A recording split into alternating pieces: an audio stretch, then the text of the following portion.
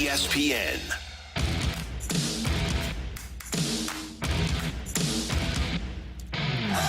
Guess what day it is? Huh? Hump Day? Good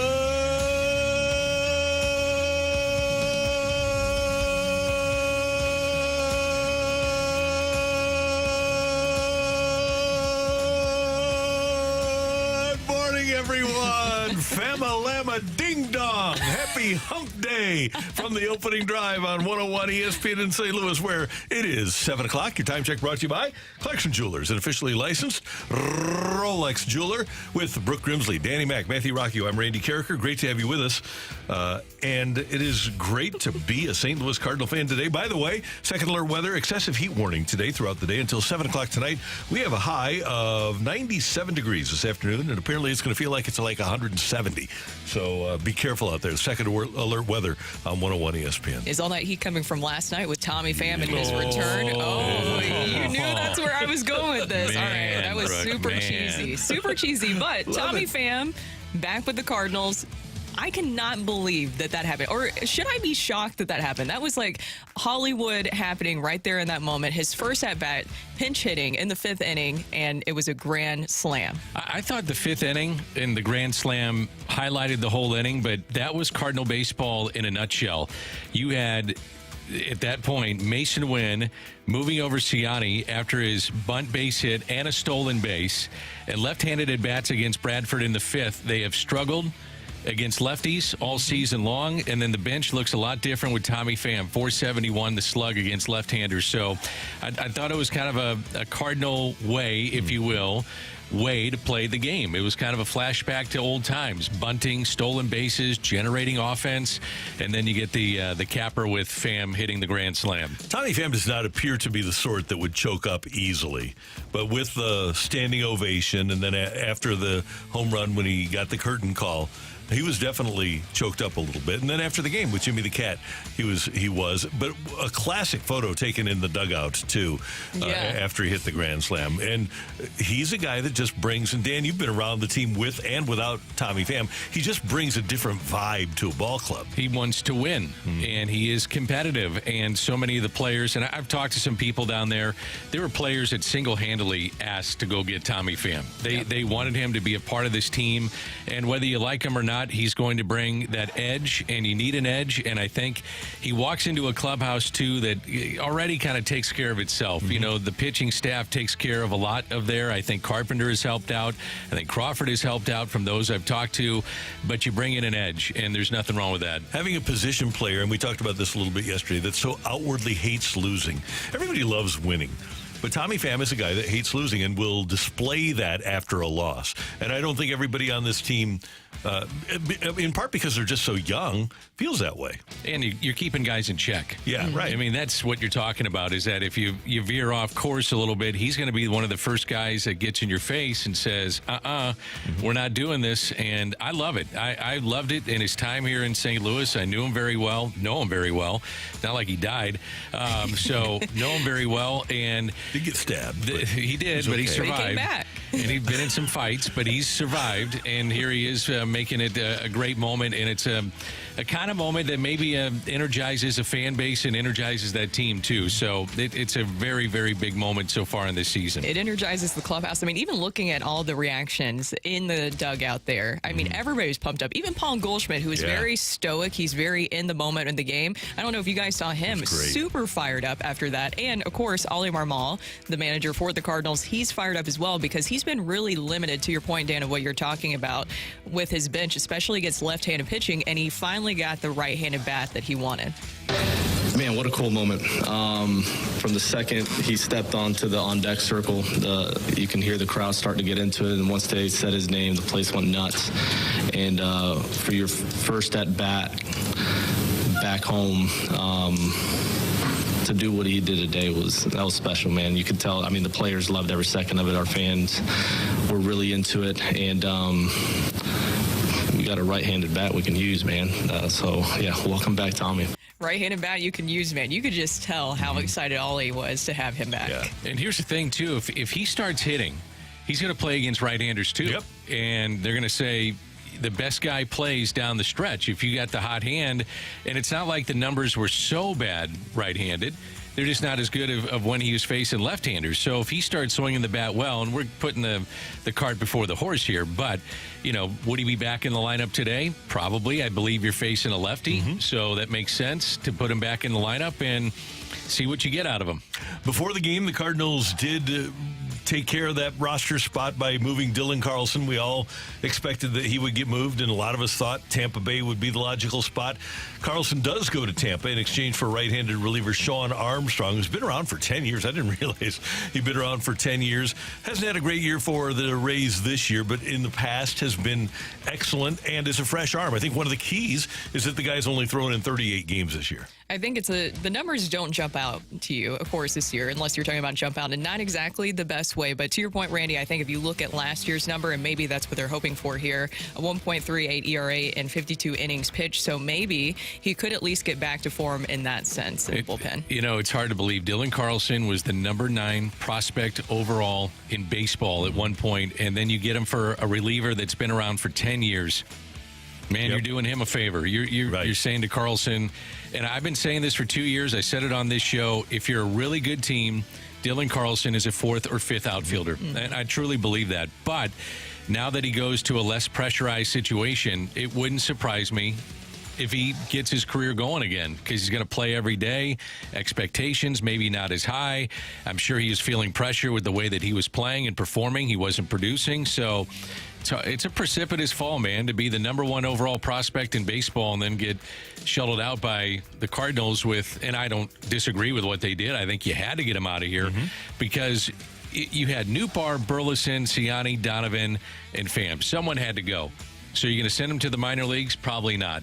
And so he did have options to go there, but you give him a shot. And I think they owed him that to say, let's go to a major league club and give you a shot. And John Mozeliak intimated that yesterday when he spoke to the media. We're going to talk to Mo at 9 o'clock and ask him about that, because this is a guy that, like Jordan Walker, has been compared to Oscar Taveras and Albert Pujols as Cardinal prospects. So you wonder just what went wrong. We'll find that out from Mo later on. What's interesting is that some of these guys just aren't having success in St. Louis. Some of these young kids. And I think it's a logical question. I think it's a fair question. Why aren't they having the kind of success here in St. Louis? And I think this one is easier to judge.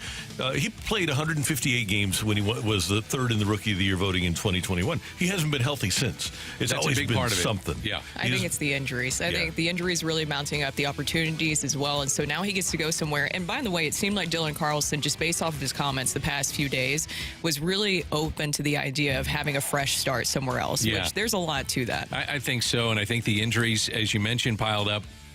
And then I think the lack of success snowballed for him. Yeah. And when it snowballs, man, it's as a young player, and you're looking over your shoulder a lot, and you feel like, okay, if I get a start, I gotta go 3 for 4. Right. I gotta make a diving catch. I gotta make this throw to stay in the lineup. And I'm sure he felt an enormous amount of pressure to do that. Other moves, and there were 28 trades yesterday before the trade deadline. Other moves, our old friend Jack Flaherty, who grew up watching the Dodgers as a Dodger fan, lives obviously in Los Angeles during the offseason, ends up with the Dodgers, traded by the Tigers to L.A. for a couple of minor leaguers. So good luck to Jack Flaherty in L.A. I'm not surprised at all that he ended up in L.A. At a certain point. We knew that it was going to happen with him. We've even talked about it extensively when he was here with the Cardinals. Eventually, he would probably end up with the Dodgers. So he's doing really well this year, and hopefully he can continue his success with the Dodgers. Dodgers are unbelievable. I mean, they have payroll flexibility so they can take on these contracts. I understand that. But they got Jack Flaherty, Tommy Edman, Michael Kopech, and Ahmad Rosario, and gave up one top 15 prospect. Gave up one. I mean, sometimes you got to tip your cap to the front office and say, that's pretty well done. Now, you can look at it that they're able to take on all the salary, which is true, and the Cardinals kind of went dollar for dollar in their moves. They got really, I thought they were great in how they maneuvered that, but still, giving up one top 15 prospect, you got to you got to give him credit for that. Another former Cardinal on the move, former Redbird reliever Luis Garcia gets traded from the Angels to the Red Sox for 4 prospects. He'll help out that Red Sox bullpen. The Padres got the best reliever on the market, Tanner Scott, along with Brian Hoeing, in a swap of 4 players with the Marlins. The Padres rebuilt their bullpen, and Mike Shildt is going to have some weaponry down in his bullpen now. That is a very scary bullpen for the Padres, and they also had a huge win last night. That is a team to watch. When we're talking about the wild card race, the Padres are definitely up there in that discussion. Martin Perez also going to the Padres. So, Mike Shildt, as you mentioned, is going to have some arms out there to play around with, and we know that he handles a bullpen well. Did a good job here in St. Louis. I think Ollie's done a great job here in St. Louis for the most part in handling his bullpen, but that's what you have to have if you're a manager, man. That's part of the deal, is probably the biggest part of the deal, is keeping the clubhouse together, keeping the team together, and then making those moves in game with your bullpen. Pirates needed to get some offense. They got Brian De La Cruz from Miami, and they also acquired Isaiah Kiner-Falefa from the Jays. So the Pirates did enhance their offense. They got themselves a right fielder. I kind of think that if De La Cruz does for Pittsburgh what he did for Miami, they're going to be right there with the Cardinals and the Brewers in the hunt for the National League Central. Absolutely. If you wake up this morning and you're a Marlins fan or a White Sox fan, oh, yeah. I mean, White Sox may not get to 60 wins. Yeah, I think the Marlins traded off 6 players yesterday. Yeah, and good players. Some of those are really good players. Yeah. Poor Skip Schumacher. I feel terrible for him. He's got no shot. No, Yeah. Fortunately, he's got a chance to be somewhere else next year. In addition to getting Flaherty, the Dodgers got Kevin Kiermaier from the Blue Jays. He is a multiple-time Gold Glove winning center fielder. He's already announced his retirement, but that might be one of those situations. We've had a few of those here. Cesar Cedeno, Will Clark, Danny Dreesen, guys that are headed down the stretch of their career or have already announced their retirement that are kind of like that shooting star. At the end, the light always burns brightest before it goes out.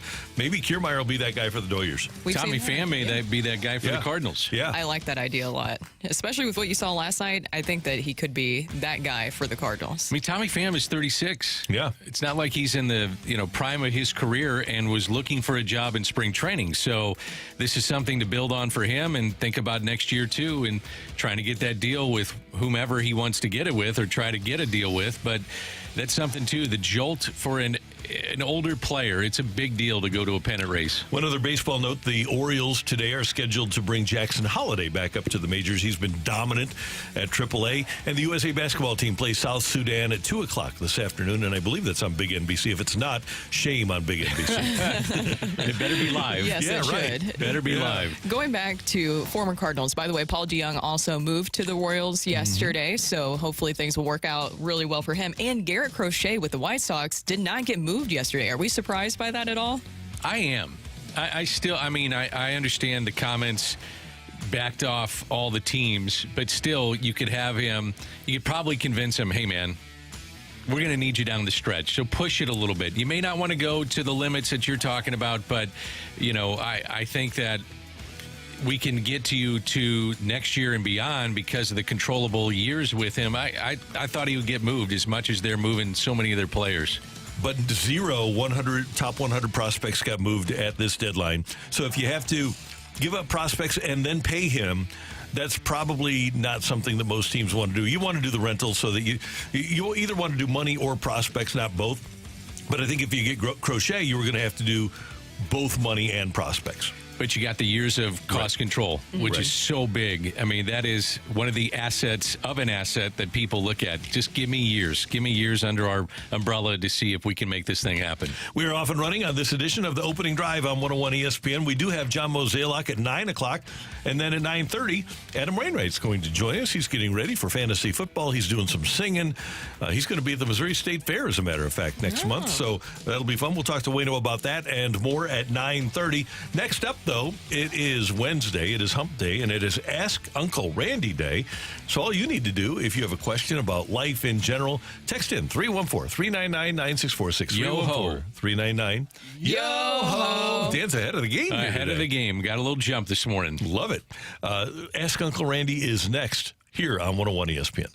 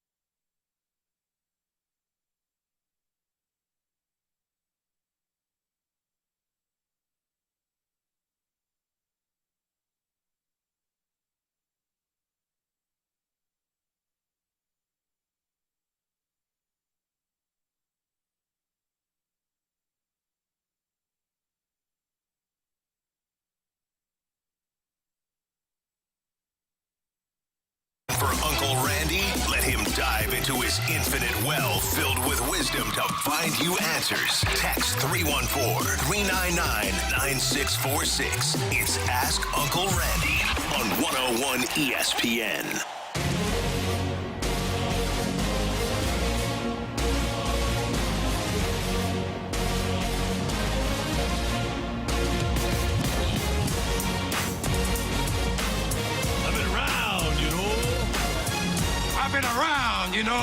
There we go. It's time for Ask Uncle Randy here on 101 ESPN. We're talking about the Missouri State Fair coming up next month, August 8th through 18th in Sedalia, Mo. Foreigner has their farewell tour. Brooke is very excited about the Mule Kicker Cloggers appearing August 10th. Very excited, yes. Along with the Mid-Missouri Pipe Band, the Ozark Spirit Cloggers. Battle of the Cloggers. You got Honky Tonk Dream appearing on August 10th at 9 o'clock. Mm-hmm. And then you got the Goo Goo Dolls. Do yourself a favor. Do not Google pipe band. Just keep yourself safe from that one. So obviously everybody's going to go Google pipe band. Yeah, I think that's happening. At this moment. Just saying, just don't. Well, what's on it? I'm not saying. If you get the Google search right, you'll be fine. But if you get the Google search wrong, you're gonna get a knock on your door. I got you now. Speaking of, do not Google.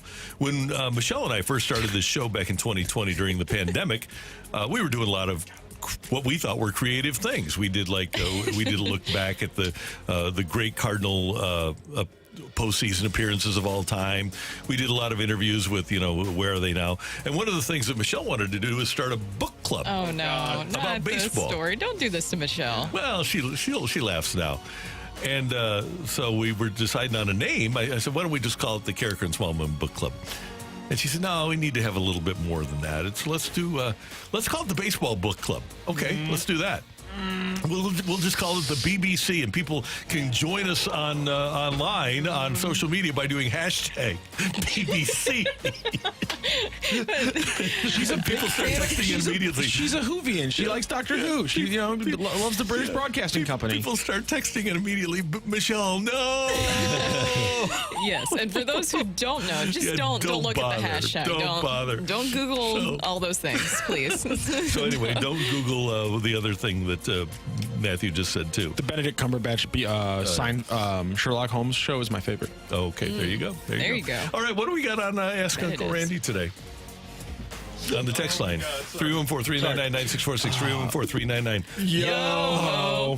You can't just ask me to have a straight face after the opening topics you have. Bringing my 6- and 5-year-old to the game today. Any recommendations to stay cool at the park? We are in shaded seats. Recommendations of things to do at the park to stay cool, I should say. Obviously, we're bringing water, fans, etc. Yeah, I believe if you go out to the Ford Plaza, they might actually have like water out there that just like a mister for kids. But the fact that you're bringing the mister fans and water, you'll be fine. Just put water in a cooler and stay hydrated, and especially because you're under an overhang, you'll be fine. Yep, should be fine. Yeah, and you can also get little fans off Amazon. Or you could just go to Walgreens. Yeah. Pick one up, Target, something like that. So I brought last game I went to, 2 games ago that I went to, Sunday afternoon day game. I brought the Mr. Fan. It was great, and people were asking to be sprayed with it.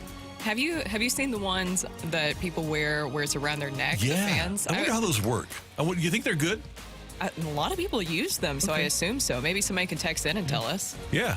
I've never used it. I know several of the ushers use them, and it appears as if they're effective. You don't wear that while you're golfing, Dan? I don't. No, I've never tried it, and I probably need to because I use every other gimmick to try to hit the ball straight, so maybe that would help. You know what they do at Whitmore? It's great. They put towels in a cooler with ice water, and you put that around your neck. It's awesome. Yeah, that helps. Yeah. A lot of golf courses do that, so that's a good thing.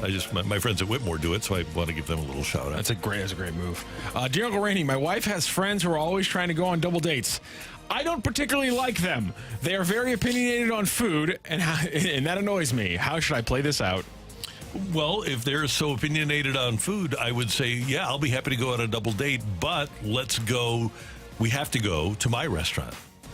That's all. Or we'll make the food here. We can have a couple of couples over, and we'll make the food here. Oh, well, if they are already attacking food, then they start attacking your food. I could see how that could not go over well. Maybe a movie night where there's no talking involved. That's not a bad idea. Is that how you met your husband? Is that what you did? No. We did go to a restaurant for our first date, but I'm just saying if the other couples are a little too chatty and you're still feeling them out, go to a movie together. That's a good play, Brooke. Twisters, Deadpool's out right now. Matthew, are you opinionated about food? No. Yeah, because I am. One of the things I do not like about myself is that I'm very picky about food. Okay. Yeah, You're rarely opinionated too. Yeah, exactly. And so I'm very picky about food, and I kind of hate that about myself. And I'm not good at trying new things. Like I try them, and I just do not like them. I'm very picky about food. I've tried to work on it. No liver for Randy. Oh, see, I wish I was that. I wish I was only something like that, but like. Well, he's pretty much I'm not an oyster guy, but you never have to eat oysters anyway, right? I still don't like a lot. I like oysters. I don't like a ton of vegetables still, and that bothers me. Like a lot of people got into like squash for a while there. I like squash. I never got into the spaghetti squash thing. It never caught on for me. I got into cauliflower for a little bit there. Cauliflower's Yeah. I saw somebody buying a cauliflower crust pizza. Yeah. Oh yeah, I love those. Yeah. Healthy, good for you. Never seen it, and never will try it. Never will. No Nope. tomatoes. No tomatoes on it. Nothing. No It's gonna those be rugged chunky pizza. tomatoes. It's gonna be tough. You know, I thought that Rocc was very picky with this. I thought Rocc was very picky with his foods, but now the more I'm learning about Dan and his food choices, I think he might be the pickiest eater in this room. Matter of fact, I am. Dan, what are the vegetables that you eat? Let's see if we can break it down here. I'll eat an onion like an apple if you give it to me. I love onions. Let's see. Broccoli. Broccoli's good. Okay. Asparagus. Nope. Never tried it. Okay. A good roasted Brussels sprout. Never tried it. Okay. Just throw them at me. Spinach. Love spinach. Okay. Good. Carrots. Yeah. No, not a carrot guy. Cauliflower. I don't like carrots Nope. either. Broccoli, but not cauliflower. Cauliflower has Never a really different had flavor. cauliflower either. Okay. They make cauliflower like buffalo cauliflower. It's delicious. It's great. Really? Yeah. It's like buffalo sauce. You kind of you taste the sauce and not the cauliflower. Is buffalo sauce? That's hot, right? Yeah. Yeah, I don't like that either. Okay. It's too hot for me. Okay, that's Start fair. sweating, then I put ice on my mouth. Yeah, fair I enough. can't handle Buffalo it. is too hot? Yeah. Really? You like watermelon? I do. I like Watermelon watermelon. is really good for you. I like watermelon. I like apples. I like bananas. There you go. Oh, Yeah. okay. I eat a lot of fruit. There you go. Yeah. Yeah, it's good. Fruit's easy.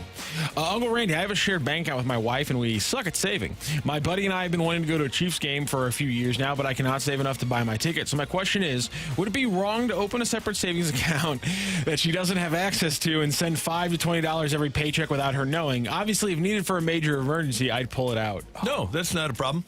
If you just call it your Chiefs account, and she doesn't have access to it, but it's your Chiefs account. Just make that your Chiefs account. Save a few bucks. Yeah, absolutely. You should, by the way, probably save for an emergency. Like if a tire blows on your car and you need a couple $100 for a tire, it's a good thing to have. How about you guys have separate accounts? Yeah, Yeah, for sure. We got a fantasy football account. Okay. Oh, a fantasy football account. Yeah, you got to have a fantasy football account. Well, sometimes you need a separate account for your friends that maybe place a wager or two. There you go. Yep. You got to hide some Absolutely. things. Hide some things. Good for the banks. It is what it is. Dear Uncle Randy, what are the biggest red flags on a first date? Oh, It's been a while okay. since you've been on one of those. Though. Okay, so but I think that this is easy though. If you are and Brooke, you got to weigh in here because I think it's worse for girls than it is for guys. But I think that if you sense desperation or clinginess off the bat, I think that's probably a red flag. I think that's fair for both sides, Yeah, honestly. Right. If somebody talks about marriage on the first date, probably not a go.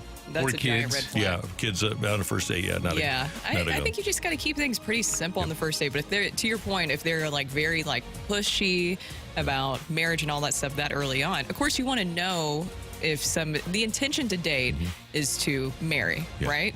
But knowing Right. right off the bat, I don't think you would know right off the bat. On the flip side, you don't want to hear about somebody's ex. To me, that's if you start yes. hearing about somebody's ex incessantly, that's also a negative. Yeah, if a lot of ex talk, also saying that ex is crazy, Yep. and that goes for men and women. If you're talking a lot about your ex on a first date, I think that's a giant red flag. Yeah. I'm trying to think of some other ones.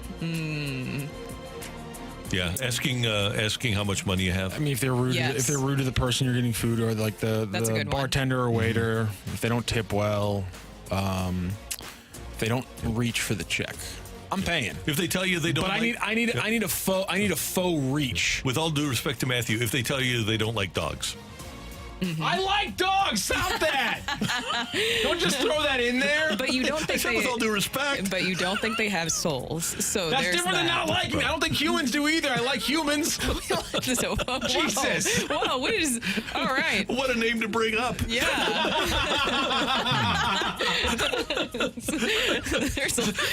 There's a lot there. I think you guys are right with all of those red flags, but yeah, or maybe also being on their phone a lot during the first good date. call. Yep, I very think good that's call. another one because it's like if you're trying to show that you're interested in that person, why are you on your phone? Who are you talking to? Yeah, talking about parents on first date is a text that we get in. That's really? Incessantly. Well, I mean, just incessantly. Okay. Yeah, So are your parents still together?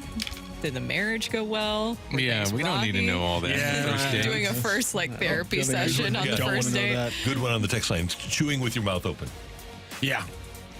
Yep. Yeah, because there's like little things in like eating food. Maybe if they're super picky. No offense, Dan. That's okay. Because that might be something that maybe you're the kind of person who you like to try super exotic stuff, and the person isn't that kind of person. That might be a tricky way to plan dates going forward. I'll try stuff. I just haven't. It hasn't been shoved down my throat. You know what I mean? No one talks about how much dating as an adult is just getting food together. Yeah. So it's a big factor. I would agree.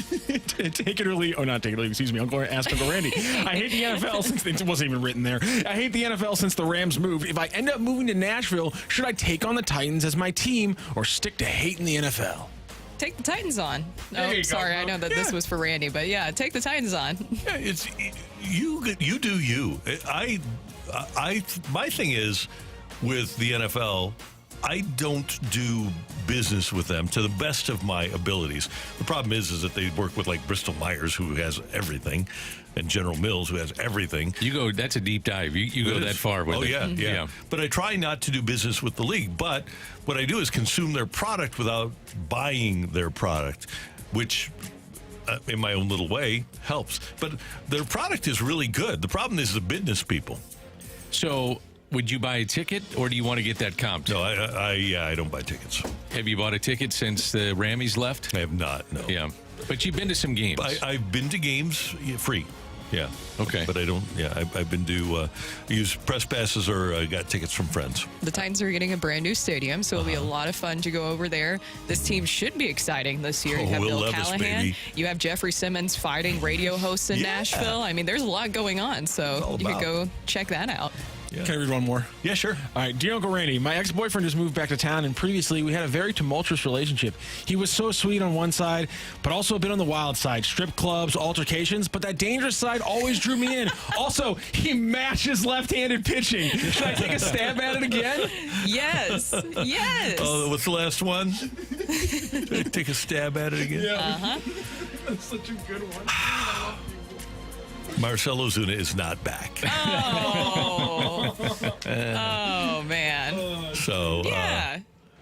He might yeah. be toxic, but he'll be a lot of fun. yeah, that's what you make it all about you and just have a good time. And if it doesn't work out, it doesn't work out. I mean, love Brooks, that some guys. some gals like bad boys, They do. you know? Yep. So it happens. I don't know if it's that bad of a boy, but it happens. So, Yeah. Take a by the stab way- at it, bet on it, you know. yeah. I enjoy this text. What do? I got Randy in trouble about 9 years ago on the air since he has become my favorite radio host. I work in athletic recruiting and have actually worked with Dan's niece. How do I apologize to Randy? And Matthew, was it you that said, what did you do? He said he mentioned a hit on Seabrook when he hit Bacchus. We called the station and got in trouble. I feel bad. I really like him now, LOL. Was that the Seabrook one, or was that the guy who went to Carolina and got sick and had to? Anyway, I put a bounty on a Blackhawks player. Oh, that was Oh, okay. Yeah. So this guy helped my niece, huh? Yeah. All right. Yeah. Probably can narrow it down. You can't put a bounty on a man. So John Kioski calls me after we had put a bounty, and people were. I think Izzy actually called in or texted in and said, "Yeah, I'll put $500 on the bounty." So we and all the money was going to go to charity. The Blues were not going to. There wasn't going to be a Blues player that was going to take out this guy, and. So during one of the breaks, we're doing the show at Patios, and during the playoffs, Blues and Blackhawks, you got to find a guy to hate. And John Kioski calls me, our general manager, great guy, one of the nicest people I've ever met, and says, "You can't put a bounty on a man." Was And he mad? Like really mad? Yeah, he really was. And but I was thinking that we were just doing the scene from Slapshot. And I said, "I just did," and hung up on him. Oh, no. Yeah, that's what I thought we were doing. What did he do after that? He called right back and said, "No, I'm serious. You can't put a bounty. You got to stop this immediately." Oh. So, yeah, then I had to apologize and stuff. I could see... Yeah. I could see where the city would get behind you too, Randy, and all of a sudden becomes a national story, and then you got all kinds of problems with that. Oh, and there were people that were upset that thought it was a serious. People in Chicago, they were beside themselves. Yeah, but you know, it is what it's not like the guy didn't earn it. Okay. You know, it would have been a good thing if the Blues would have ganged up. Well, As we all know, the real sign of contrition is making excuses. Yeah. There was a game back, mid '80s. Oh, well, it was Shanny was here, '90s, and Blues are playing the Blackhawks in the playoffs, and Chelios is on the Hawks, and right off the opening faceoff, I think it was Chaser and Shanny. They get Chelios in the corner, and they just flatten him into the corner. It was a beautiful thing. I loved it, but. Those days seem to be long gone, don't they? Yeah, those were fun days. They were. So it was great. So thanks for the text for Ask Uncle Randy. We do appreciate it. I'll think of this guy's name, unless somebody texts in and remembers the name of the creep from Chicago. And he wound up getting sick, and I felt bad. And went to Carolina, got sick, ended his career. Brian Bickle. Brian Bickle was the guy. Oh, there you go. Yeah. So I got $100 for any Blues player that'll knock that creep Brian Bickle out of the game tonight. So I got in trouble. And did you get $100? You did? Well, I would have been more than happy to give it to any Blues player, and we got the bounty up pretty high on the text line. The bounty. But no, if a Blue would have done it, we would have gone to him rather than the charity. In all your years of radio, Randy, that's not that bad to be called into the office. Yeah, that's. I mean, I don't normally get in trouble. No, you're pretty even keel and smart and make very intelligent statements and conversation. You know, we had that the sinkhole. Was it in Alton within the last couple of weeks? Mm-hmm. One time, this was right when the station started, maybe 14 years ago. There was one that happened at Ann Briar Golf Course in Waterloo on a tee. And it literally sucked a guy into the ground. And my take it or leave it that night was take it or leave it. This was the first time a guy didn't enjoy getting sucked because he got sucked into the ground. All right. Our program director, Jason Barrett, sprints down the hall. I thought, oh, man, I'm in big trouble. He opens that door and he says, "That's the funniest radio bit I've ever heard." Did the guy survive at least? Yeah, he did. Okay, good. So I'm sure he enjoyed it. did. Yeah, I'm sure it was fun. I'm sure it was kind of like a ride at Six Flags. It would have been funny if he died. No. You know another Like that joke joke would have been 100% funnier. Oh, he wouldn't have enjoyed it then. You know another joke that did John not land Mozeliak well? is coming What was up. that? The submarine joke. Why did that not land well? Remember, Busy with Adam there was people Wainwright, who too. emailed They had Randy. pressure issues. Oh, yeah, that's right. Didn't we have somebody talk to our boss for an hour? Rush hour reset. Supposedly, but then the boss didn't remember it. Yeah, that's true. So Fight too. Coming up next, Dan NFL wasn't with us rules. yesterday. We want Dan's take on Eric Uh-oh. Fetty and Tommy Pham in exchange for Tommy Edman. Next on 101 ESPN.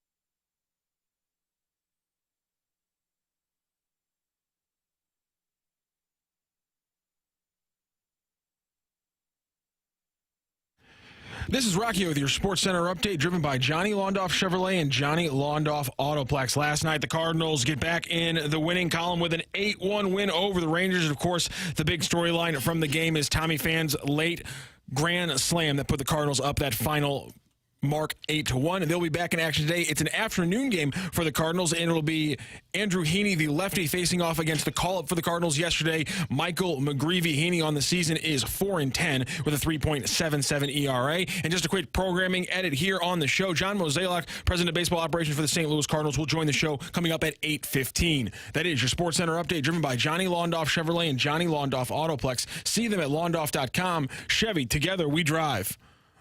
Are you kidding me?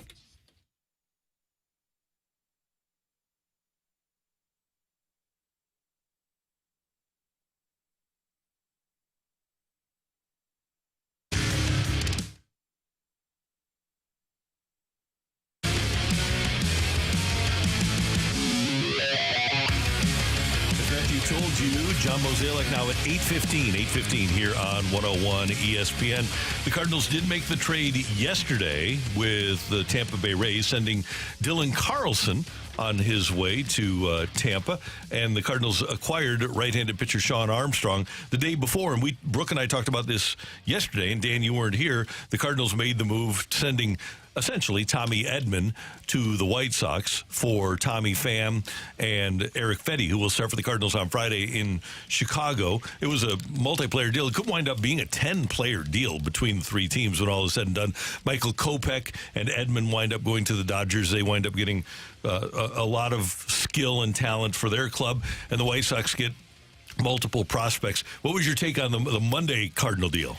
Not earth-shattering, but stability. I thought that it gave this team some stability, especially in the rotation, and then by doing that, it allows you to take one of the starters, presumably Palante, move him to the bullpen, and an ability to get lefties out, because right now from the left side of that bullpen, you know, there's some concern for me. When I watch Fetty, I see ground balls. He would be in this rotation right now, first in ERA, first in strikeout rate, second in innings behind Michaelis, second in quality starts behind Michaelis. He'd be third in walk rate. So that's the kind of guy you're getting. But to the point of ground balls, and he does not give up many home runs. The one thing that's going to happen here is that the White Sox defense was awful. They had minus 54 defensive runs saved. And you look at shortstop at center field for the White Sox, they were awful. So he's going to benefit from Wynn and Ciani. I'm looking forward to seeing him pitch this weekend. Doesn't give up home runs, averages nearly 6 innings per start. So this, to me, was a really good fit for what the Cardinals needed. It's not a frontline starter, but again, I use the word stability. From what I understand, too, John Mozeliak and company, they were actually looking at Eric Fetty this past offseason, but there was not an obvious role for him. That was before we knew about the Steven Matz injury and everything that would play out with the starting rotation. What is the difference that you've seen from him? Because you look at his numbers prior to going to Korea and what he was able to do Korea and then coming back now. It's the sweeper. I mean, I do deep dives on these numbers, and the numbers do tell the story, but he developed that in Korea. He's really good against right-handed batters, 151 the average against. And I think we'll see teams load up on left-handed bats against him, because what he uses is a combination of his changeup and his sinker, kind of goes away from the sweeper.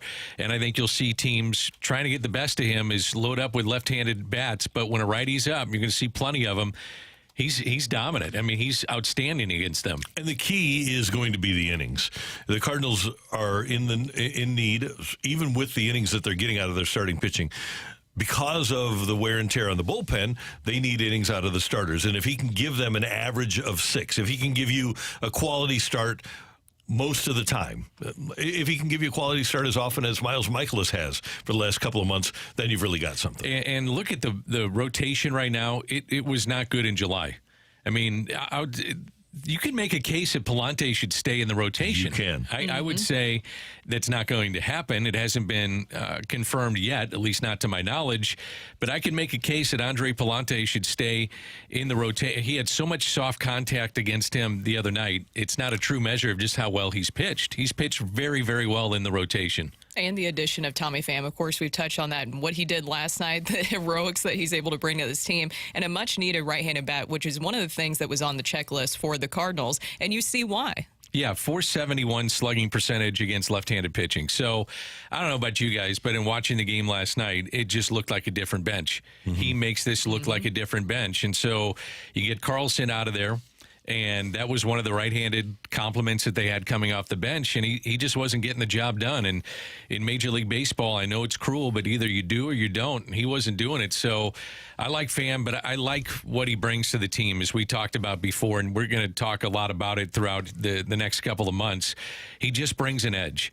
And when other players on the team are saying, go get this guy, and they get him, that's a jump to, and that's a jump to the team and just bolsters the team. And it says to the team from the front office and ownership perspective, we're going for it. We're going to try. We're putting our best foot forward. And I think that gives collectively a roster a little jump going in the right direction. The other part of it is the Cardinals, because of the lack of a right-handed hitter, have had a tendency to expose Lars Nootbaar, who has not been effective against left-handed pitching, 620 OPS against lefties. So that will be at very worst. And you mentioned, Dan, that you might see Pham against right-handers too. But if that's a platoon, that's not a bad platoon to have. Absolutely. And I think when lefties are on the mound, you're going to see Tommy Pham in there, can play all three outfield positions. Not great defensively anymore, but he'll be fine. And if he takes off, then why would you take him out of the lineup? Right? Against right-handers, left-handers. I don't care if a guy's ambidextrous. Bring him in. Let him hit. And here's the thing. And this team is really good about this. Tommy Pham is a gamer, like a lot of the Cardinal hitters are. Mason Wynn, Alec Burleson, Brendan Donovan, even though the average is low, they're gamers, and they're very tough outs. And Tommy Pham is a very tough out. And the other part of this, you're asking me about the trades, is where was Carlson going to play? He had Nootbaar, Burleson, play the outfield. Ciani, he's not going anywhere. Donovan, and now Tommy Pham. So Carlson had to go.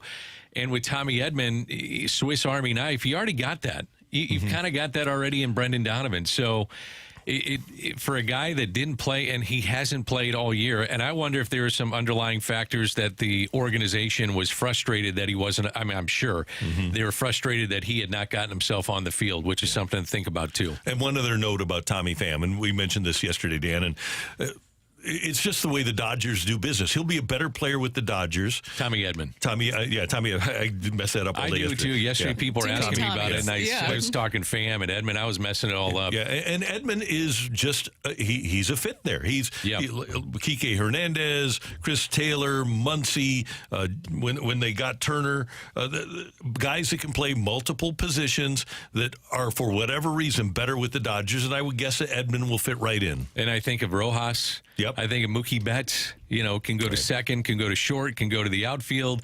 And that Swiss Army knife that Dave Roberts has at his disposal will be something that could be significant for the Dodgers. It's exactly what they needed. And just really quickly before we head to break, how much does the personality aspect really matter in this situation, too? Because we talked about it yesterday. He brings grit. We saw last night how excited the players were. Why does it matter to have that kind of personality in the clubhouse? Well, I think if you had a clubhouse that wasn't managing itself, I think it's huge. And now I just look at this as being, and it gives you another edge. And as I talked about earlier, a lot of the clubhouse is being controlled by the starting pitching because those guys are veterans. And now you bring in a position player. Now you do have Carpenter, you do have Crawford, but a position player coming off the bench that they know. He's a known commodity that's going to come in. And I love using this name, but he's a rusty nail. Yep. And sometimes I think you need that. Two things. Number one, he played in the World Series last year, so he knows what a World Series team looks like. But the other part of it with him, there are most players, I would say 95, 98% of players will not go to a player and say, hey, you can be better than that. Yeah. And he's the kind of guy that will tell somebody, you can do better. And he'll be comfortable. Yeah. Like he'll go to certain guys and say, I know Miles Michaelis has talked about this, but he said Pham was in center one time and said, well, you're falling off. This is what you're doing wrong. And have the cachet to be able to do that. And in terms when you talk about him being a teammate, I go back to the World Series last year, and I don't know if you guys remember this. He was 4 for 4 in the World Series.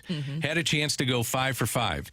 And they're leading like 8-1, 8-2 late in the game. And 5 for 5 would have been a World Series record. He goes to the manager and says, you need to get this player in because he needs to get an appearance in the World Series. That's a hell of a teammate to do something like that. Yeah, no doubt about it.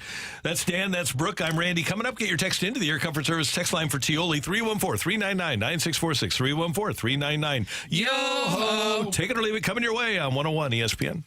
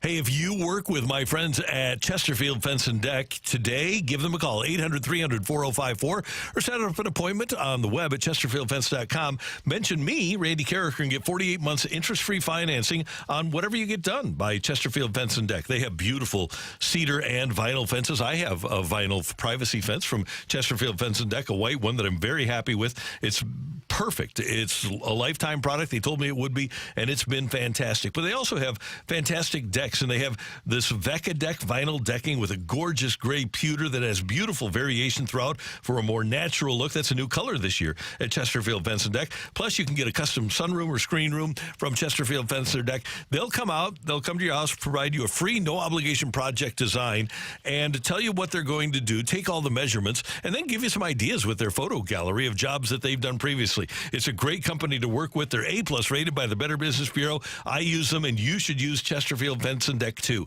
On the web at chesterfieldfence.com. Call 800-300-4054. Chesterfield Fence and Deck, the sign. You have the very best.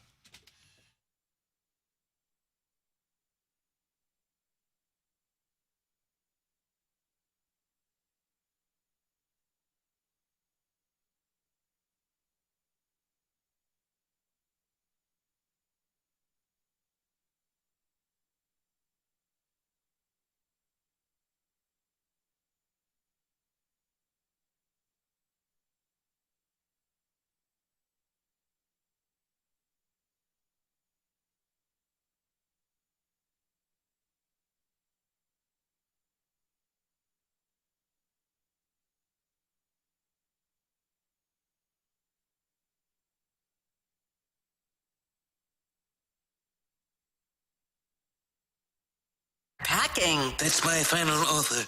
Take it or leave it.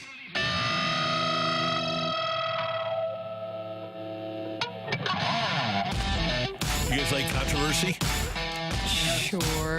Okay, so Simone Biles wins her 5th gold medal, and the little 4'8" Simone Biles jumps 12 feet into the air.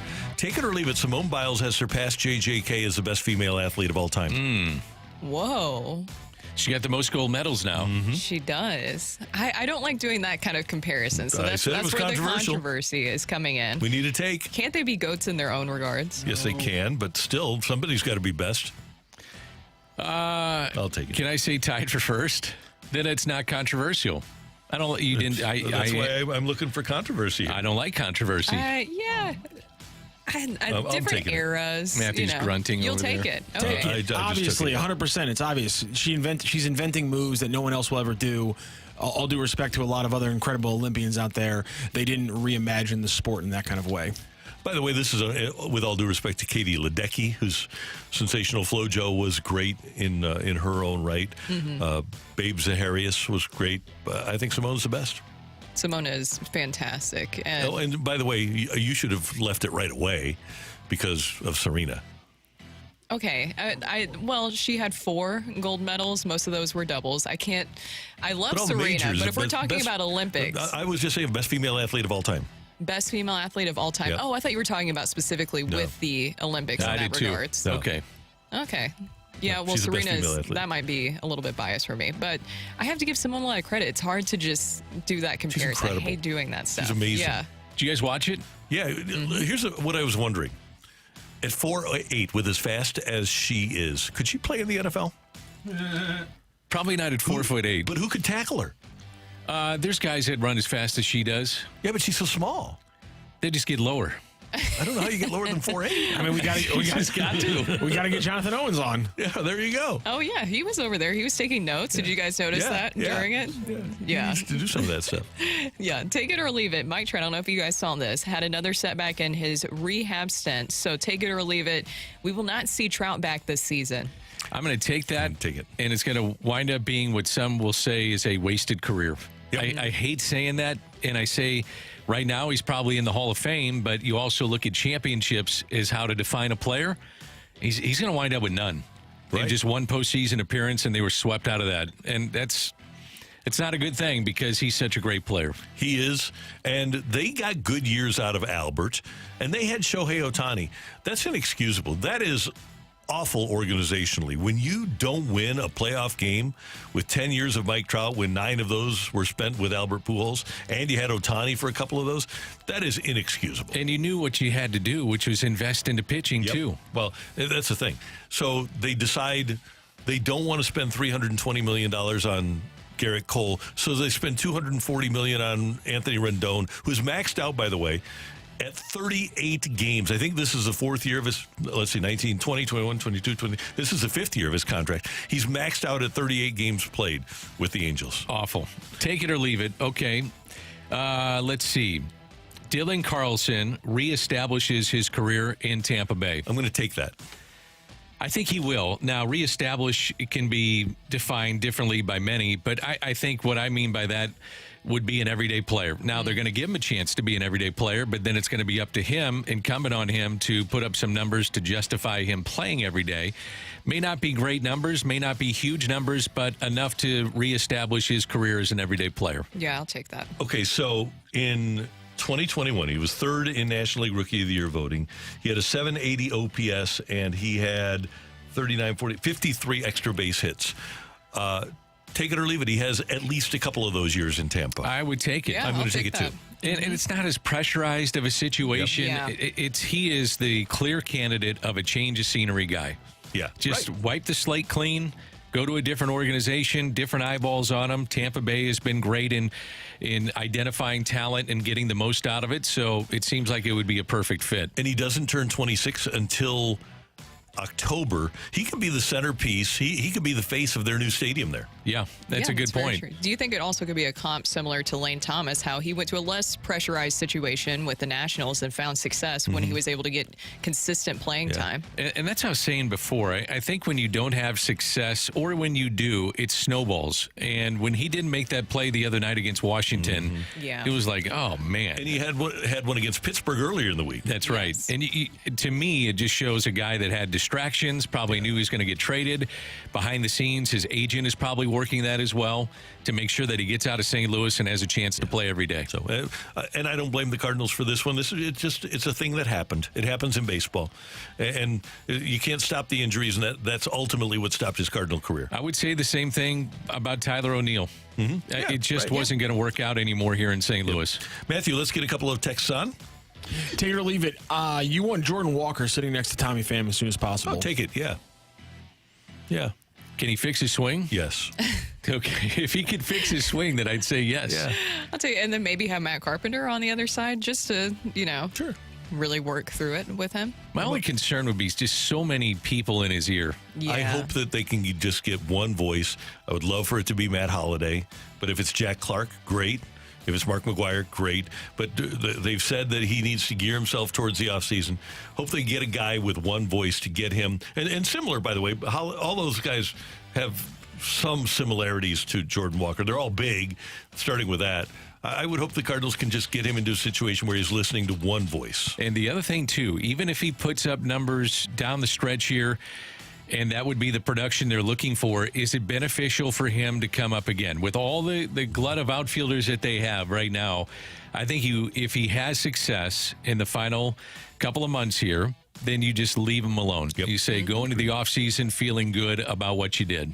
Our buddy Chris Duncan, who hit 20 home runs in a major league season, he said that Mark McGwire changed his career. He said, I wouldn't have hit 20 home runs in the majors if I didn't go out and visit with Big Mac. I would love to see him Big Mac Holiday, like you said, but somebody that's a single voice in his ear to try to get him going. All right, one more, Matthew? Oh, no. No? It Is it gone? got knocked away from when I was looking at it. My bad. The NBA needs to learn from European TV ratings for basketball in the Olympics and start playing weekday day games during the season. I actually would love that.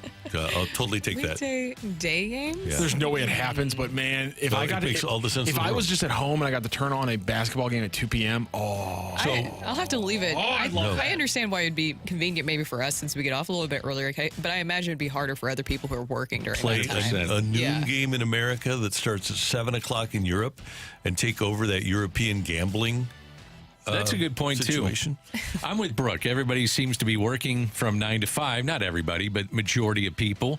For us that work in the mornings and have a chance to go home and watch those games. So many people working from home, though. That's true, have too. an NBA game on and bet on Still it. should be working. And you can say, you know what, we're going to go have a lunch date somewhere and go watch NBA game. Yep, I think it'd be great. Once a week, have an NBA day game. I think it'd be fabulous and smart of the NBA. Adam Silver, we want the little commission check there too. Yeah. From the commissioner. We got someone inside the NBA, but take it or leave it. You might lie to yourself that you're not, but you're a little worried about how good Dylan Carlson might get in a Tampa Bay Rays uniform. Taking that for sure. I'm not worried about it. I anticipate it. I can just see that it happens, and then the front office gets killed for this, and the front office shouldn't because this is the right move. You had to get him out of here. And Mo will tell us at 8:15, and he said yesterday, the situation that Carlson was in here wasn't fair to him. Yep. So, and he wasn't going to play. I'm not bothered by the fact. We've always said he's a talented guy. If you didn't see his talent, then shame on you. Wherever he goes, he was going. If he played, he was going to get an opportunity. Yep. You could see the talent in 2021. That hasn't gone away. yeah, he just needs more opportunities to play consistently. No doubt about it. Hey, after all the trade deadline fallout, where do we place the Cardinals in the NL Central and Wildcard races? That's coming up next, and then John Mozeliak at 8:15 here on 101 ESPN.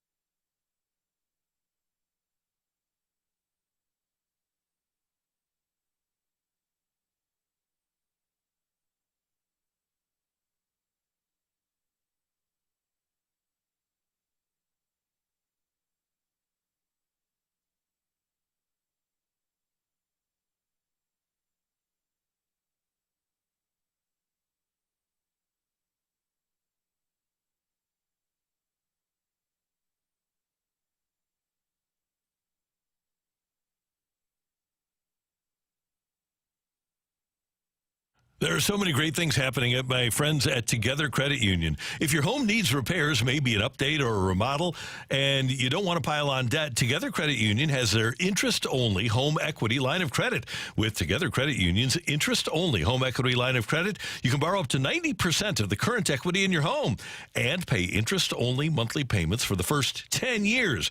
Plus, there are no annual fees or prepayment penalties. Together Credit Union's interest-only home equity line of credit offers flexible borrowing, which means you can borrow as much as or as little as you need to make your house a home.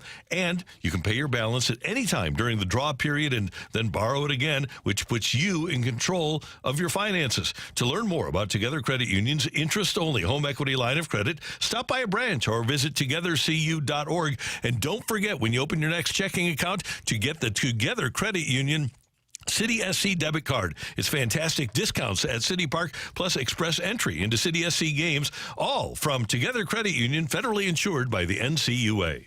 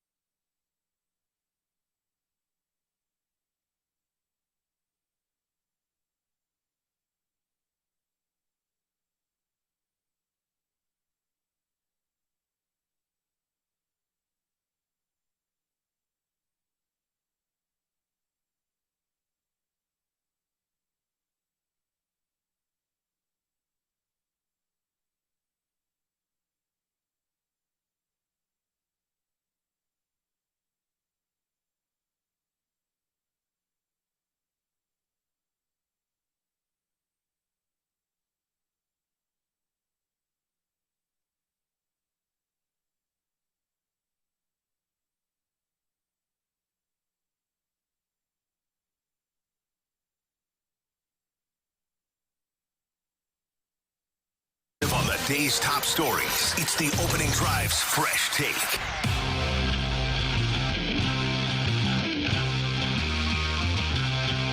It meant a lot. I'm got a little butterflies inside from that, man. It felt amazing. He just left it up. He made a really good pitch earlier in the at-bat, and that time he left that one up. The birds on the bat across the chest means a lot, man. It's a privilege to wear this uniform. We have a chance to do something special, and I'm just trying to be a part of it and contribute, see what we can do. Tommy Pham last night after the Cardinals drubbed the Rangers 8-1, and with the victories, the Cardinals are 6 games behind Milwaukee in the NL Central, tied with Pittsburgh at 55 and 52. And in the wild card race at the moment, after last night's win, the Cardinals are 2 games behind San Diego. San Diego and the Mets did an amazing job of fortifying themselves, especially with bullpen help leading up to the deadline. I really think even though the Cardinals are closer to the wild card than they are to the division lead, I think their chance to be in the playoffs this year is going to be in the NL Central. And I can't pick a winner. I like what Pittsburgh did in picking up De La Cruz and Kiner Falefa. Milwaukee, I think, with the additions of Savali and Montas. Now, how are they going to perform without Christian Yelich? We don't know. But I do think, and I wouldn't pick the Cardinals to beat those teams in the Central, but I think the Cardinals' best opportunity to be in the playoffs is going to be in the Central, and I think they stack up well now with both Milwaukee and Pittsburgh. They need to win the division. That's how I see it. The wild card race is really, really tight right now. You mentioned the additions that the Padres made. Tanner Scott, the envy of everybody right now in Major League Baseball, because I think we wanted Tanner Scott. Everybody wanted Tanner Scott to have in your bullpen, and that bullpen for the Padres is nasty. Now, they did have to give up 6 top prospects in the process. I know 4 for him, but also with some of the other moves they made 2 more. So they gave up 6 top prospects. Important to note here that the Cardinals did not give up any of their top 100 prospects in this process of making some of their trade deadline moves. So I think that was great that they were able to pull that off. You get Fetty, which was really important to this team and the starting rotation. You get a right-handed bat, and you get another reliever, and you might have Riley O'Brien possibly on the way. Riley O'Brien. And who knows with Steven Matz, maybe he becomes a factor down the stretch. We'll still wait and see. The jury is out on that one with how things are going with him. But still, I like the moves that the Cardinals made, and I think it really helps them. I think the team to watch in the NL Central specifically is the Pirates. I agree. Yep, I like the Pirates, but I love what San Diego did. And they may have overpaid for what they got, but looking at the wild card, that's something that you have to pay attention to is just some of the moves that they made. In terms of Armstrong, the way I look at it, can they unlock something that made him successful before this year? And teams, when you make a deal, they look at it and say, if we get him under our umbrella, we see some things that maybe can change, and we can, use that as an advocate for success, saying that, well, maybe his arm angle dropped or something's happening with this pitch. We can get back to where he was because we see it. The one thing that I'd be concerned about is that left-handers have just killed him. So is it Palante that steps up against left-handed batters? Is it Steven Matz? Is it Matthew Liberatore? They're going to need those guys to be much better here in the final couple of months. The other thing I look at is that the schedule on paper is tough. Now they have 14 home games here in August. They're only 28 and 25 at home, only 3 games above 500. So they're going to have to play much better at Busch Stadium. And with all the trade talk that's gone on this homestand prior to last night, runners in scoring position, the Cardinals only had 24 opportunities in the last 4 games. The Nationals and the Rangers combined had 70. So don't overlook the offense. It's got to be better here down the stretch. So we all agree, though, that the Cardinals stack up better in the division than in the wild card race. I think so. Yes. Yeah, just because you always have so many teams to jump over, and that's what makes it really tough. And the Mets, Padres, Diamondbacks all did things to help themselves, and all are ahead of the Cardinals right now and are on the ascent. By the way, Diamondbacks 8-2, the other two 7-3 in their last 10. Cardinals 5-5 in their last 10. Diamondbacks would scare me a little bit just because they made it to the World Series a year ago. So there's that experience of going down the stretch and playing that playoff type baseball. And then San Diego, with what they did with their bullpen, that would be a scary bullpen, I think, when you face them. No doubt about it. Dan, Brooke, and Randy coming up on 101 ESPN. The Cardinal POBO John Mozeliak after the trade deadline. He's next on 101 ESPN.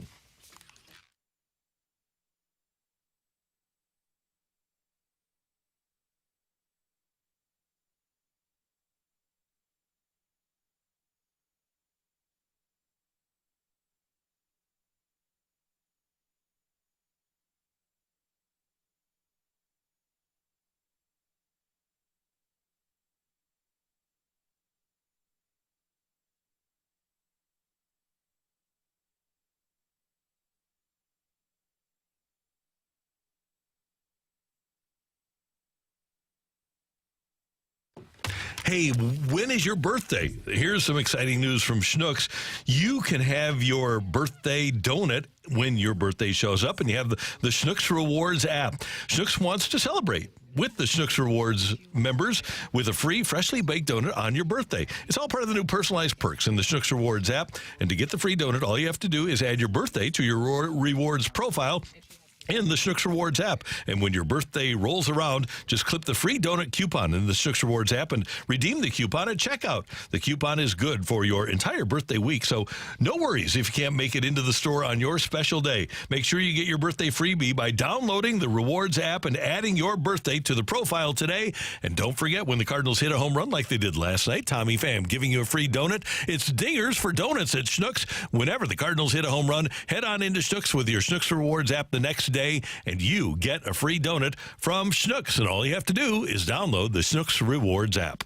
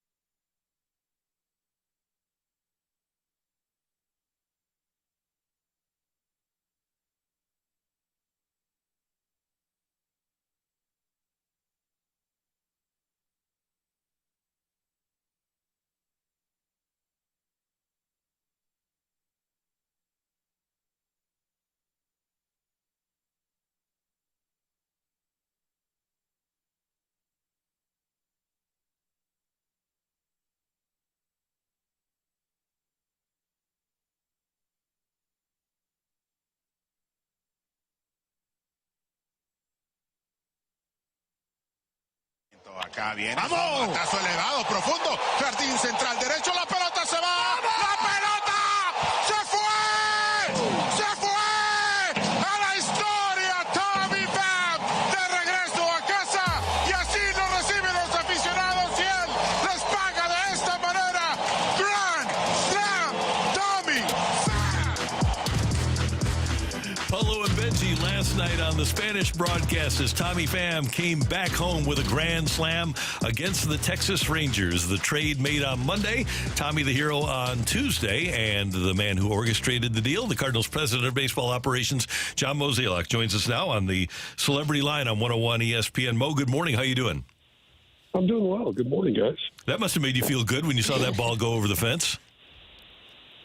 I mean, obviously, for two reasons, right? It's kind of a storybook part of it in the sense of you get Tommy Pham back, he comes back, he does something that's electric. But it was also nice to play a baseball game where it wasn't one run and you had a little breathing room. So, yeah, I mean, it was doubly important, but just seeing immediate impact on an acquisition is always exciting. Do you, when you're up in your box and you see the ball go over the fence, do you do a little like a fist pump or anything?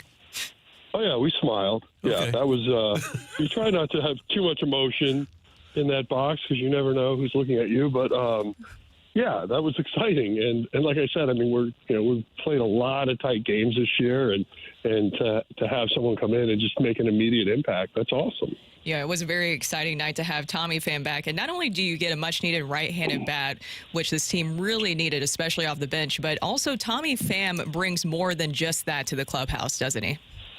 Yeah, he really does. I mean, for all of us that spent all those years with him, we understand what he's about. I mean, he's an uber competitive guy. He wants to win. And, you think about when you make trades, especially trades that are, viewed as sort of short-term help, Tommy's the ideal guy. I mean, you think about what he did for Arizona last year. He brought energy to that club, and they went on that fantastic run. And so, Tommy checked a lot of boxes for us. So it was really important that he could be a part of that deal. And there were times over the last few days where we didn't think that was going to be possible. And, we just kept being persistent. And we feel fortunate that we were able to get it done. And then obviously to see what he did last night. And that's one night. We still got 2 months of baseball left, but we do think he'll be a nice addition as we move forward. Mo, maybe you get to catch your breath a little bit now that the trade deadline has come and gone. But for the average fan out there, what is the trade deadline like from your position, the hours, the days leading up to the trade deadline? So every deadline has its own sort of DNA or uniqueness about it. You reflect back on last year, and we were the sellers. So we were spending an enormous amount of time leading up to the deadline trying to understand the teams that were looking to buy or get better, their farm systems. Whereas this year, we spent very little energy on that. We were really just trying to identify people that we thought could help us, whether it was in the short term this year or, in Fetty's case, give us some protection in 2025. So, ultimately, the way we thought about the trading deadline was much different. But as far as hours go, yeah, there were really long days. It's got some level of stress. I'm sure you can imagine that is not normal because you always feel like you're trying to make the fans happy. You're trying to make your players happy. So when you think about sort of all the stakeholders, it can be a bit overwhelming at times. Mo, when the whole trade with Fetty was unfolding, you mentioned the other day that Edman for Fetty was the easy part. How did the rest of it unfold with the Dodgers? Were you a broker? Were the White Sox and Dodgers talking? Can you kind of take us through how the trade expanded? Yeah, basically, we knew the Dodgers really wanted Tommy. We really wanted Fetty, but we also really wanted Pham. And so we did have to work as a little bit of a middleman to try to make sure that the White Sox were feeling like they were getting what they wanted. And we certainly didn't want to add a lot to it from our perspective. But, in the end, we finally got to where we wanted it to be, and that was great. And so it was also nice, to Dan's point, what's this like? To get that deal done the day before the deadline took a little bit of pressure off us yesterday, which was kind of nice to have. You mentioned that you guys have been wanting Eric Fedde, and from what I understand, you actually have been looking at him for a little bit. Now, you looked at his numbers prior to going to Korea. They didn't exactly stand out, but then he made some pretty big adjustments in Korea. So what did you see in those adjustments that you said, okay, we need to have this in our starting rotation? Yeah, so a couple things. One is he was definitely someone that we were going to actively pursue this past offseason. He was on a short list of guys we were hoping to sign.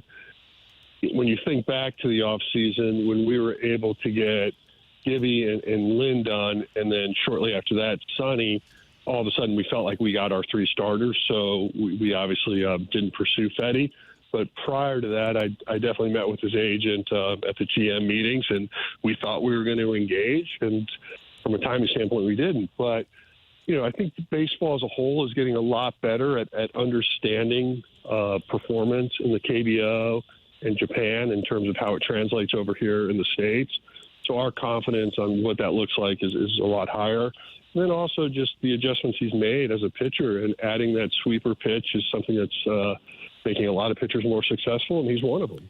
Mo, with Fedde, you're going to see a lot of ground balls, doesn't give up home runs, averages nearly 6 innings per start, and not to knock the White Sox, but they've been very porous defensively.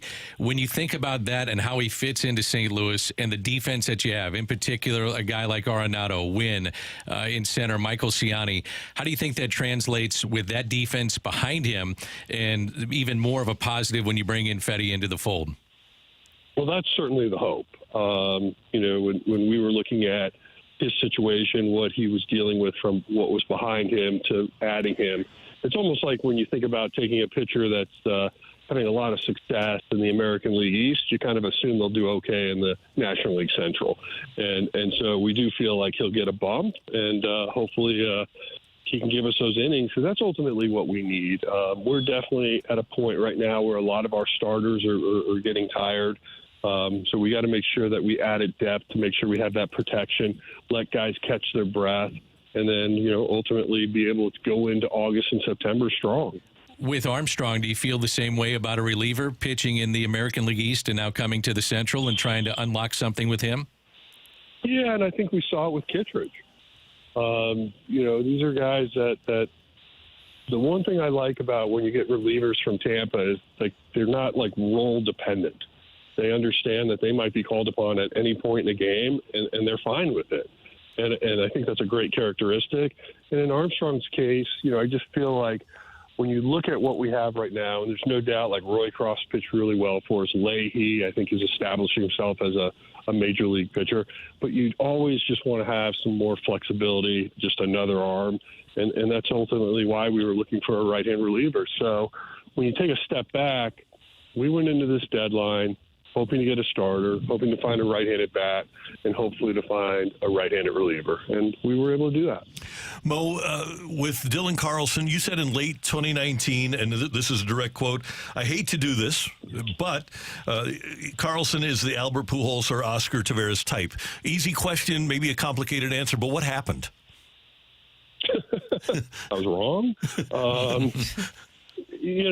I think what we saw at him as a young player, we were just very excited about. And, he is a talented baseball player, but, just to take this year, and because, careers sometimes are in a vacuum, right? And in his particular case, had a very good spring, competed well. We had a lot of confidence that he could play on our club, whether it was in right field or center field. Unfortunately, got injured the second to last exhibition game in Arizona, and never then caught his footing. And that's always the hard part about major league rehabs. Players hate them.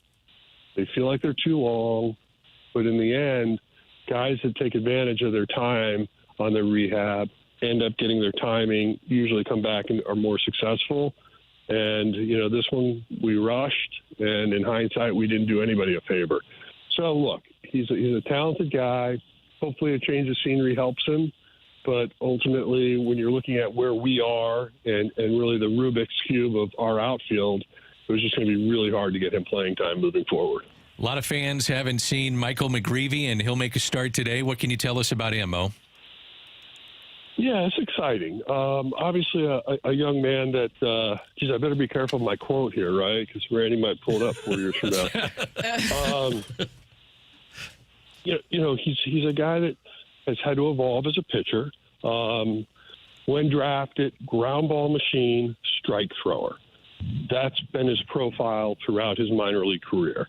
So that's what you're hoping to see today, keep the ball on the ground and ultimately be in the zone.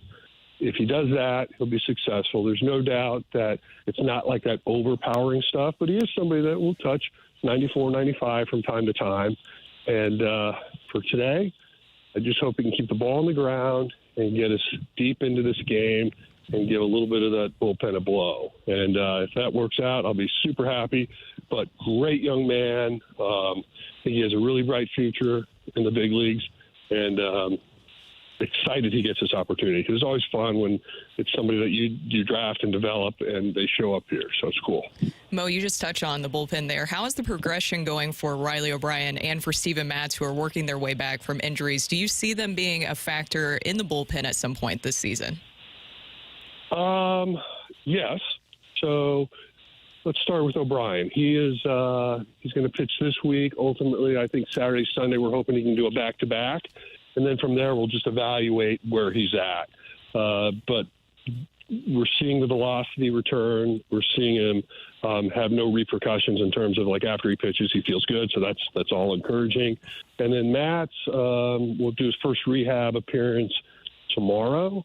And, fingers crossed that he can have a seamless transition. I mean, ultimately, we're just trying to, like, depth. And, when you hear people talk about that, it can sound like just this odd nuance, but August, September is tough in baseball. As I always tell people, seasons are long. Hey, Mo, one last thing, and you see this, and you've talked about this. You've been asked about your competitive level, and you've also said that, hey, you don't have much longer in that chair. How important is it for you to win in these last couple of years that you're going to have this job? Well, I mean, I think everything I've been a part of, you like winning. Winning's a good thing. So take a lot of pride in what we do. But I'm also, wise enough to know it's just not about me. It's a bigger picture issue. But, you look back at this trading deadline, and I think that's one of the things we were still able to preserve. Like, our farm system is no worse for wear after the last week and a half. And so future's still very bright. We were able to retain our best players and still improve the Major League Club, and that's good news for us. Thank you, sir. Good luck today against the Rangers and then the trip to Chicago, and congratulations on completing the trade deadline with upgrades. I think we all agree that your team is better than it was on Sunday. All right. Well, thank you, guys. And hey, Danny, nice to hear your voice. Nice to hear your voice, too, Mo. Thank you very much. All right. See you guys. It's not nice to hear my voice? Not so much. Oh. Thanks, Mo. We'll talk to you later. See you guys. Bye. John Mozeliak, the Cardinal president of baseball operations, with us on 101 ESPN. I thought it was really interesting. Hadn't really heard him say this before, and I'm obviously good friends with Mo.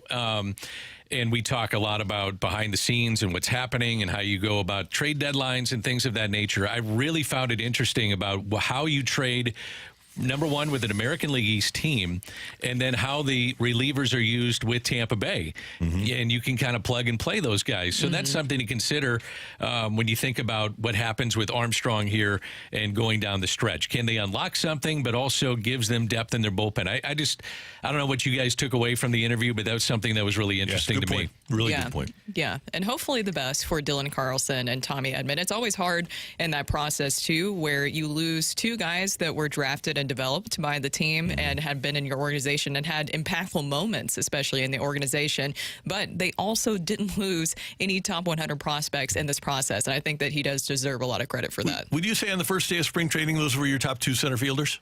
Yeah, I think that would be safe to say. Newbar was probably third.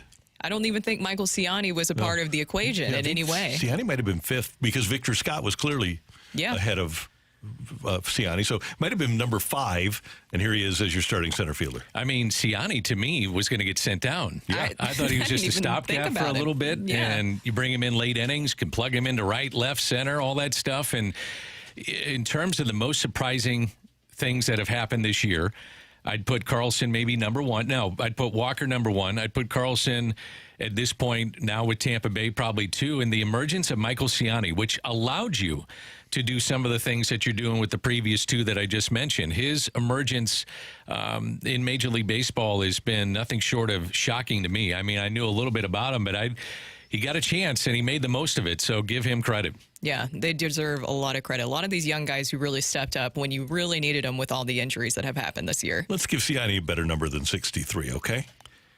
Yeah, maybe it changes. Yeah. But you know what? Some guys say, you know what? That got me to the big leagues, so I'm keeping that number, and it brings me some luck. Dan, Jake Randy, Neighbors, right? Jake Neighbors kept 63 for the same reason. Yeah, I like that. Yeah. I was going to say, Dan, Randy tried to give out the number 5 yesterday. He was like, why doesn't Tommy just take number 5? No, Tommy 28, and then Nolan could. Oh, you want Nolan to? That's how you're 5. trying to switch it up. Yeah. Well, if there's money involved, anything's negotiable. If Tommy said I want 28 and Nolan Arenado was offered $1 million, you say, yeah, I'll take 29. But then how much does Nolan have to give Albert? Oh, a lot. Yeah. And really, you got to give a lot to Arenado, too. Yeah, He's right. making a nice penny on this season. Yeah. Ciani would look good in 22. Just throwing it out there. He would, and we don't have a 22 right now, so that'd be good. Coming up next, we've got the fight on 101 ESPN. Not so much.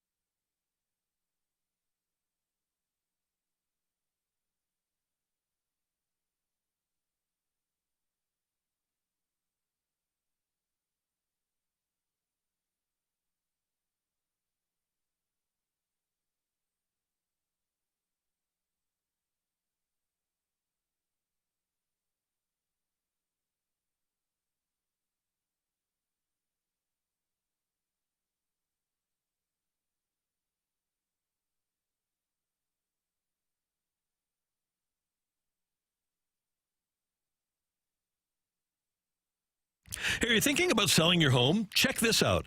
A guy in St. Louis, Michael, and his family interviewed a few agents, but none of them guaranteed their price. Gloria Lou guaranteed his desired price and ultimately ended up getting him more money. Plus, Michael was able to pick his closing date. Gloria is going to give you a lot of opportunities to sell your home in your agreed to time frame and get your price, because she has solutions for every type of home seller. And Gloria already has buyers. That's a key. She's able to guarantee the sale of your home because she has thousands of ready buyers from over 20 years of experience in an exclusive database looking to buy in your neighborhood and in your price range. That's how Gloria Lou nets you the most money and creates the highest demand. And a lot of times with multiple offers, and that means more money in your pocket.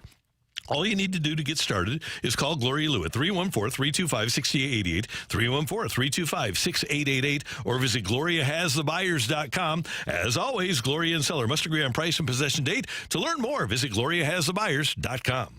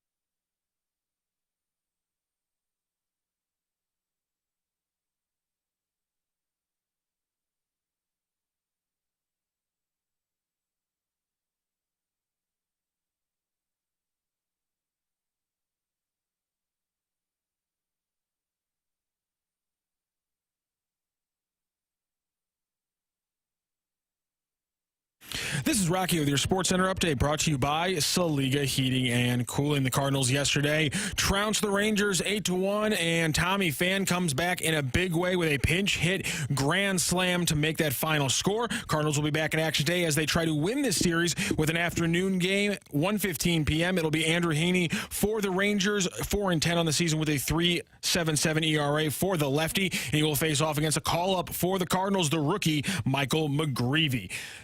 Also, if you want to hear more Cardinals talk, you can check out the Dobbs Tire Auto Centers podcast. You missed our interview already with John Mozeliak, but that'll be up shortly on 101 ESPN. And coming up a little bit later, former Cardinals starting pitcher Adam Wainwright joins the show at 9:30. That is your Sports Center update, brought to you by Saliga Heating and Cooling, an independent Michigan State heating and air conditioning dealer.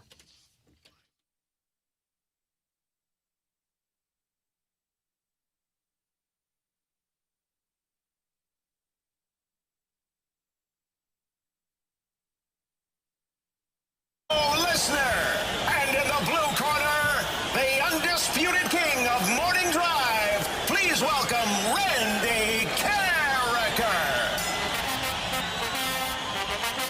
Welcome back to the opening drive. Brooke, Dan, Randy, and Rocco here, and it is time for the fight. And our fighter today is Jay. Jay, how are you doing this morning? Doing great. Are you excited to face Randy in the fight?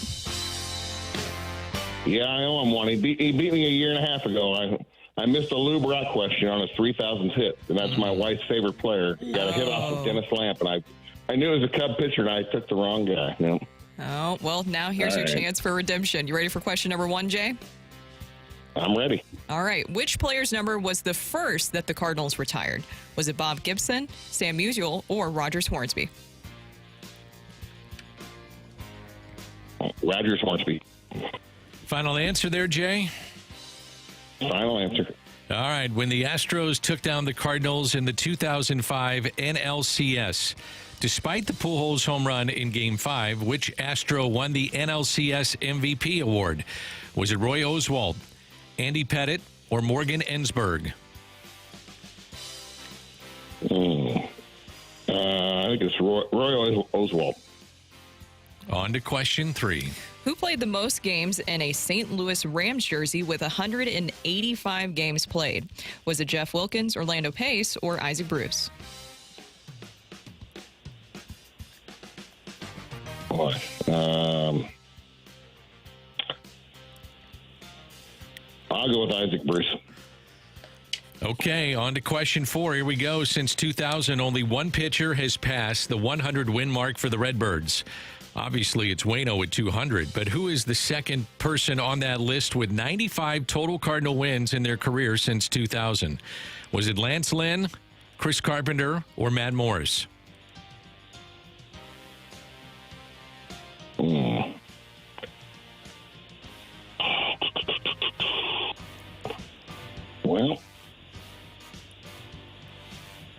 Carpenter was hurt an awful lot.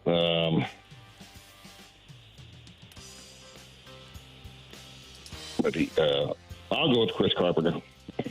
Final answer? Well, I'm not confident in that one. I'll go with it, yes. Okay. All right. How are you feeling, Jay? Not great. No? I probably knew one or two of them, but yeah. Well, you never know. This might be a big chance of redemption, and it seems like baseball might be your biggest strength. Is that correct? Yeah, pretty good at baseball. Hockey would have been also a strong one. But Rocky, where's all the hockey questions lately? In the fall. There we go. That's where the hockey questions are lately. They're in the fall. Yeah. I don't know. Fair enough. Oh, man. All right. Randy is in here now. Randy, say hi to Jay. Jay, good morning. How you doing? Good morning. Time to get some golf questions. I'm an old college golfer. I never get any golf questions. Yeah. So what golfer was at the gymnastics at the Olympics yesterday? Who was that? Scotty. Oh, yeah, you're right. Scotty was Scheffler? Scheffler was? Okay. He was there. So there's your golf question. All right. Luckily, that wasn't a I played against Steve Stricker in college. Oh, did you really? Wow. He was at Illinois and I was at Eastern Illinois, yeah. Mm-hmm. That's cool. Did you beat him? No. Oh, okay. Wasn't happening. He pitched way too well. Okay. You ready for question number 1, Randy? Ready.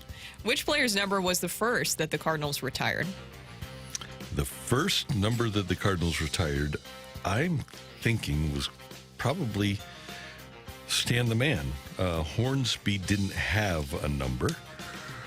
So you've got, I think it was retired before 17, which was Dizzy Dean. I think I remember Dizzy Dean's number getting retired. 9, 10, well, let's just go through the single digits. 45, 85 were later. 20 was much later. So 2 was later. 6, 8, 9, 10. I'm going to go with Stan the Man, number 6. Final answer? Yeah, should I even think about other numbers? 20, 45, 85, 17, 14. I will go with number 6. You either commit to the answer, Randy, or you just don't. I was just double checking. I'm going to go with 6. All right, you're committed to it. I am committed to it, yeah. Are you ready for question 2? I am, Daniel. When the Astros took down the Cardinals in the 2005 NLCS, despite the Pujols home run in Game 5, which Astro won the NLCS MVP award? Oh. I thought we were going to ask who shoved against the Cardinals in Game 6, and it was Roy Oswalt. And it might have been Roy Oswalt that was. But let's see. Was it Biggio? Yeah, Biggio and Bagwell. I'll do the lifeline, Dan. Roy Oswalt, Andy Pettit, Morgan Ensberg. Oh, was it Morgan Ensberg? I'll go with he's kind of off the grid. I'll go with Morgan Ensberg simply because he's off the grid, although it'll probably wind up being Roy Oswalt. On to question 3. Who played the most games in a St. Louis Rams jersey with 185 games played? 185 games for your St. Louis Rams. So this means you played more than 10 years, like 16 games a year at that time. So that'd be 10. So 12 years as a St. Louis Ram. Let's see. So your Steven had some injuries, but Steven would have been right there. Isaac, 95 to, probably Isaac, 95 to 09, although he missed basically the 98 season. It wasn't a running back. Might have been Isaac. It wasn't an offensive lineman. Although, let's see, Orlando, 97, although he missed a couple of seasons. Wouldn't have been any of the other offensive linemen. Wouldn't have been a kicker or punter. Carter wasn't here long enough. DeMarco wasn't here long enough. I'm just thinking of the GSOT and then Steven. I think I will go with Isaac Bruce. Final answer? Final answer. Since 2000, only one pitcher has passed the 100-win mark for the Redbirds. Obviously, it's Waino at 200. Mm-hmm. But who is second on that list with 95 total Cardinal wins in their career since 2000? Since 2000. I think Matt Morris only has 101 and got some before 2000. Maybe a Carp. Carp makes sense here because he had multiple double-digit seasons between 04 and 12. So I think I'm just going to take the easy route here and go with Chris Carpenter by a nose over Woody Williams and Mark Mulder. Okay. Matthew, do your thing, please. Well, we still got to do some things because we have a tiebreaker. So the rules here really quickly, Jay. I'm going to go through the question. After I say the question, we're going to give Randy Carricker a moment to write down his answer. Once he has written down his answer, we will go back to you. You will say your answer audibly. Randy will confirm his answer, and whoever is closest to the pin is walking away as the winner of this fight. Do you understand those rules, Jay? Yes, all good. Randy Carricker, do you have paper? I have paper, but it's written on. Let me get some paper that's not written on. Some plain paper. There we go. There we go. We need to get you some more lindenwood paper. I know. We need to have one of those President's Council meetings. All right, here we go. I'm ready. This might be one you guys get close, despite the fact that it is a big number, because we're talking about a record here. Okay. Barry Bonds' intentional base on balls record holds it for the all-time Major League Baseball. How many? Barry Bonds holds the intentional base on balls record with how many in his career? The all-time MLB career for the most time you've been intentionally walked. Barry holds the record. What is that record? This is a good one. Dan, do you know this number off the top of your head? I did. Did you really? Okay, I figured you might. I'm glad you didn't say it out loud. I almost did. I was waiting for I had it a to backup slip just out. in case. I almost did. Just in case. The backup is ready. I'm gonna change here. Oh no, you know what? I'm going to be pretty close. There we go. Okay, there we go. This is Oh, no. Oh, number. no. My number. Let me grab that for you. All right, Randy. Randy Carricker has put up his number. Jay, what is your guess? Well, he was walking over 100 times a year, so he was probably around 700. I'm going to say 692. All right. Good guess here. One of you is very close on this one. So, does Randy Carricker take down Jay, or does Jay, waiting 18 months, finally get redemption against Randy Carricker? Ring that bell. The winner and new champion of the fight, Average Joe Listener. The fight is presented by Golf Discount of St. Louis, with the most experienced club fitters in town. Why shop anywhere else? Congratulations, Jay. Great guess there on the Barry Bonds question. Danny Mac, you know it off the top of your head. You don't even have to read off the sheet. What is it? 688. 688 intentional base on balls for Barry Bonds, and you almost hit it right on the money there, Jay. So you walk away the winner of today's fight. Awesome. Thanks, guys. Thank you, Yeah, Jay. thank We'll talk to you you. tomorrow. Fired up. Jay, yeah, we will talk to you tomorrow. Let's go through the questions and the answers. It was Stan Musial's number. It was the first one that the Cardinals ever retired. They did it in 1963. It would be 11 years before Dizzy Dean's number would be retired. Bob Gibson in 75, Lou Brock in 79. And then a bunch of the older players actually would have to wait until the late 90s and early 2000s. Slaughter, Shane Deans, and Hornsby going in 96 and 97. When the Astros took down the Cardinals in the 2005 NLCS, it was in fact Roy Oswalt who walked away with the NLCS MVP award after shoving in Game 6, who played the most games in a St. Louis Rams jersey with 185 games played. It was, in fact, Isaac Bruce. Right behind him, Jeff Wilkins with 171, and Orlando Pace and Torrey Holt tied with 158. And since 2000, only one pitcher has passed the 100-win mark for the Redbirds. It's Waino with 200. The list after Waino goes Chris Carpenter with 95, Matt Morris with 82, and then Lance Lynn with 77. So that's a 3-3 tie and then a tiebreaker win for JJ. We will talk to you in the fight tomorrow. Congratulations on the win today. Thanks, guys. Have a great day. Thanks, Thank you, Jay. Jay. Good to have you with us on 101 ESPN. By the way, the first number that I wrote, he had 692. I wrote down 693 and crossed it out. Wow. Yeah. That's insane. It's always the first instinct. Yeah, but he still would have won. Yeah, that's true. That's wild. Randall, conviction in those answers. Conviction. I know. Gotta have conviction. Got to have conviction, no doubt about it. So, but Is your water bottle okay? no?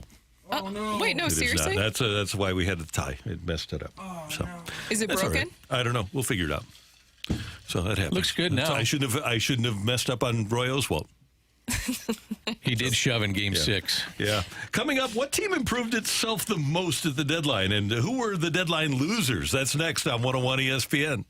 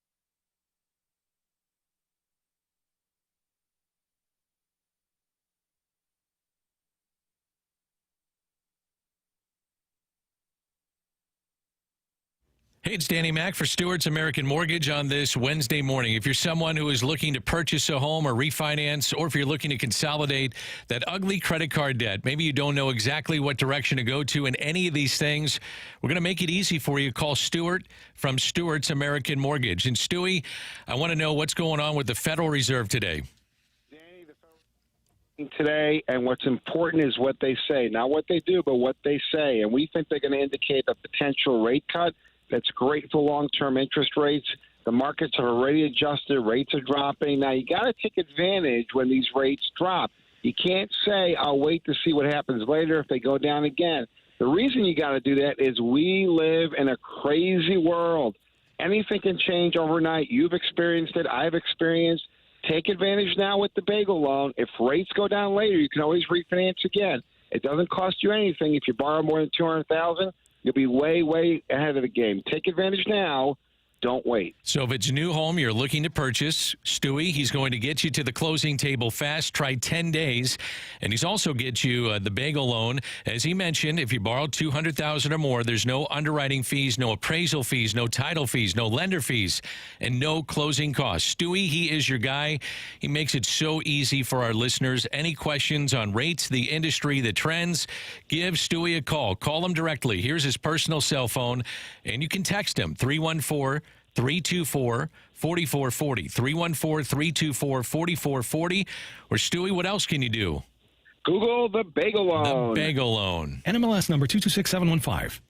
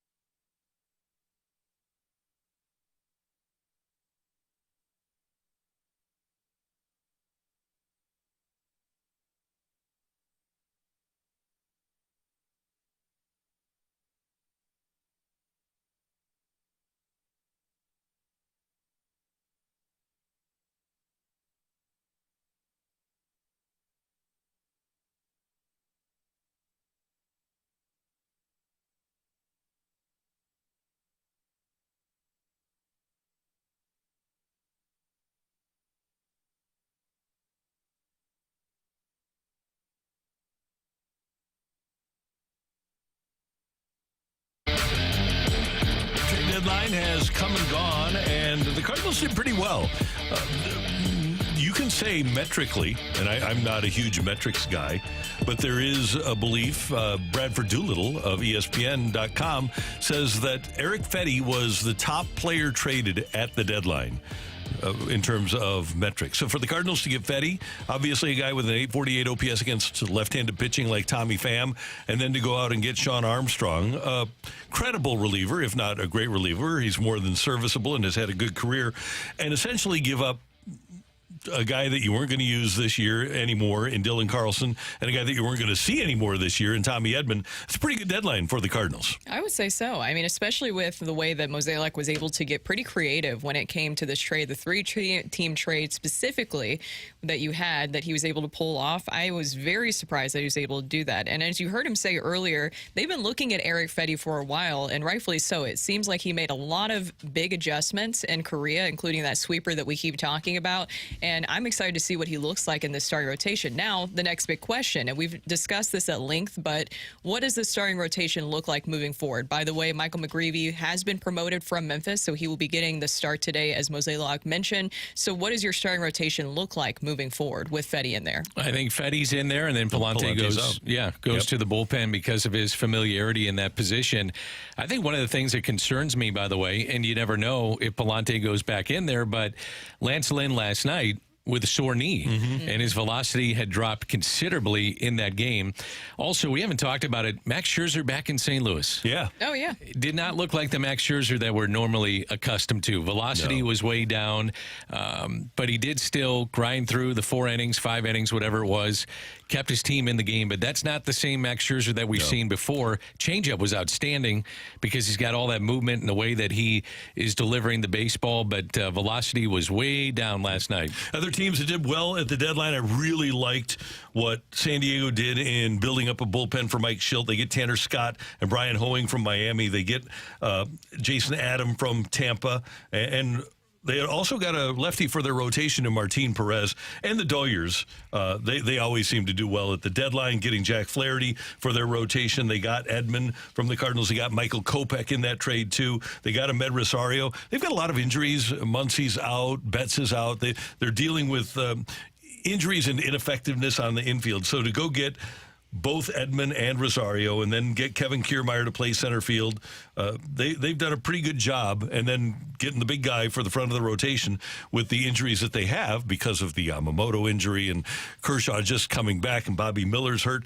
To get Jack Flaherty is a pretty good deal. And for Jack Flaherty, I think we all know that he would love, and he is now finally being able to play for the Dodgers. For Flaherty, with his numbers and what you've seen from him this season, this may be the second best season of his career so far. No, it's not done just yet, but his numbers are fantastic. In 18 starts to date, he has a sub-3 ERA. Also, his strikeout rate is up to a career high 32%. His walk rate is down to a career low 4.6%. So you're seeing a lot of improvement from Jack Flaherty. He was probably one of the bigger arms, or if not, the biggest arm to go with this trade deadline. So if you buy into prospects, which a lot of people do, it's fun to talk about, but I just still think it for each organization, it's in the eye of the beholder. But if you follow prospects list, the Dodgers gave up one top 15 prospect. Isn't that amazing? So they can take on all the money, and that's not a problem for them. And they didn't give up prospect capital, which is, like you said, Randy, it's amazing to see them do that. Yeah.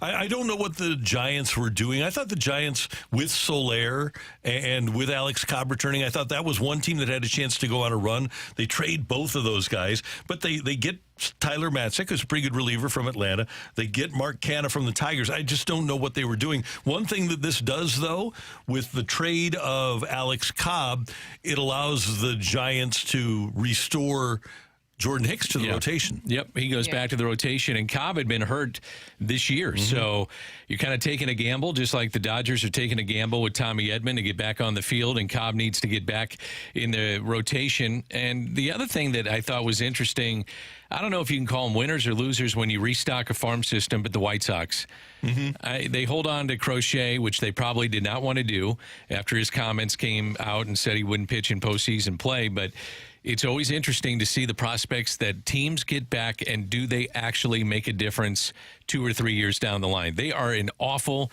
baseball team. That is as bad as I can remember a team in so many years. Maybe the worst. I think it was their 16th straight loss last night. Another blown save. Yes. It was another blown save. They had a chance to win the game, and they couldn't do it. And, by the way, for fans that are interested, Paul DeJong just switched dugouts. He went from the White Sox to the Royals, and I thought the Royals did a nice job with their trade deadline, too. I did. I think they did a really good job. With the Royals, too, they were able to get Paul DeJong, as you mentioned, and he gets out of the White Sox situation. I was kind of surprised that nobody saved Brebbia from that situation. Right, too. yeah.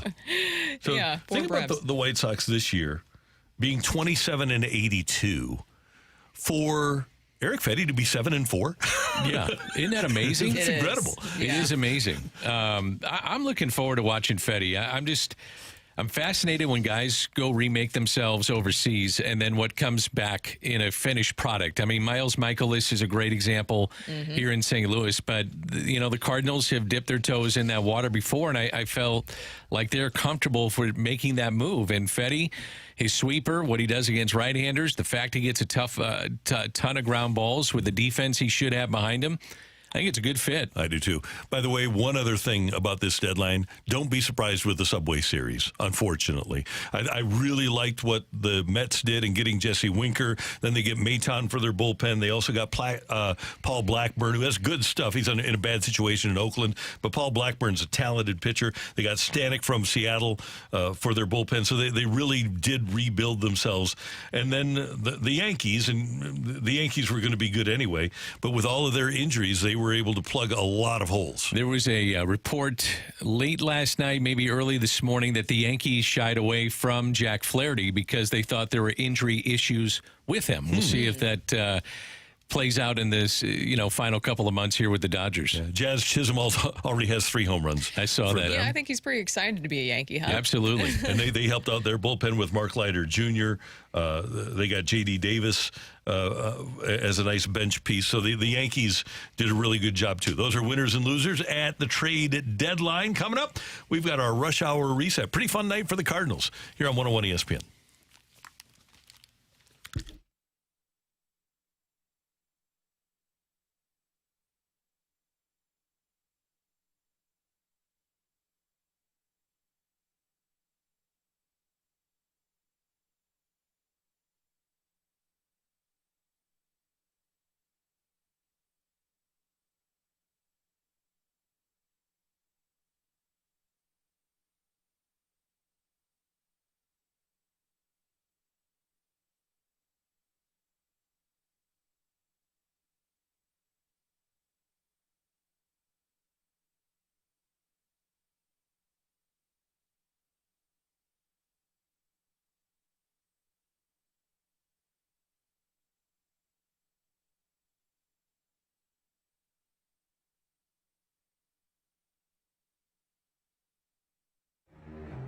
This summer, it isn't safe to go back to the dealership.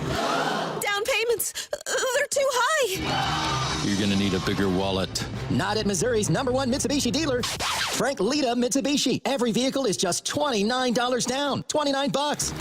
What about financing? All you need is a job and $29 at Frank Lita Mitsubishi in the automotive outlet. You get a lifetime warranty, lifetime, no charge. And 0% financing, 0%. Plus pre-owned, as far as the eye can see.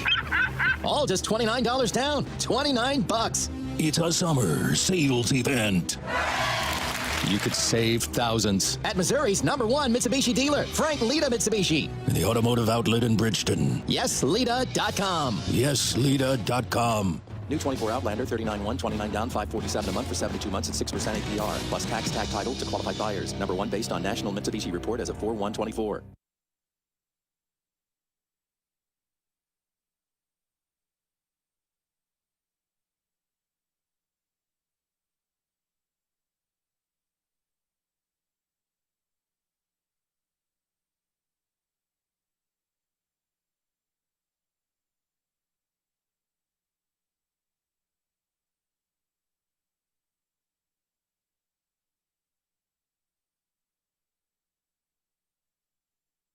Hey, if you're in the market for a new vehicle and you don't have a trade-in and don't have enough for a down payment, get in touch with my friends at AutoLoanPro.com. AutoLoanPro.com will provide you with the best opportunity to get a loan. With little to no money down, they're going to work really hard to get you the best rate and the best payment possible.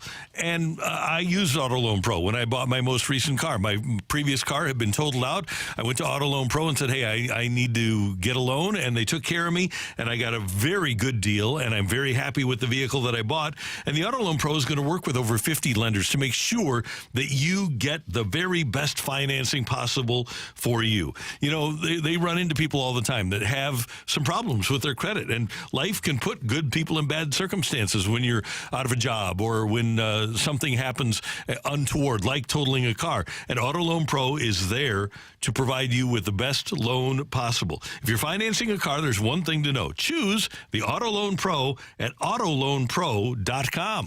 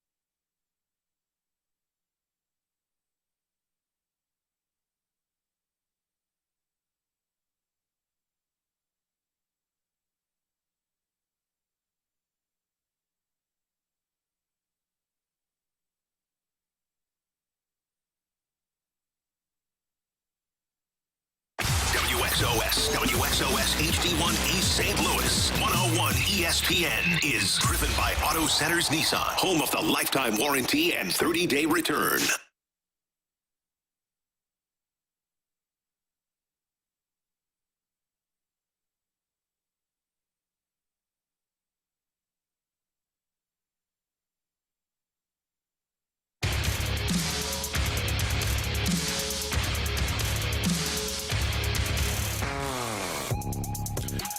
Cardinals and Rangers will wrap up their three-game series today at the ballpark. It's a 1:15 contest, and the Cardinals will try to take the series with Michael McGreevy on the mound. He'll be opposed by Andrew Haney of the Rangers. Once again, the action at 1:15. I don't know if we'll be able to do.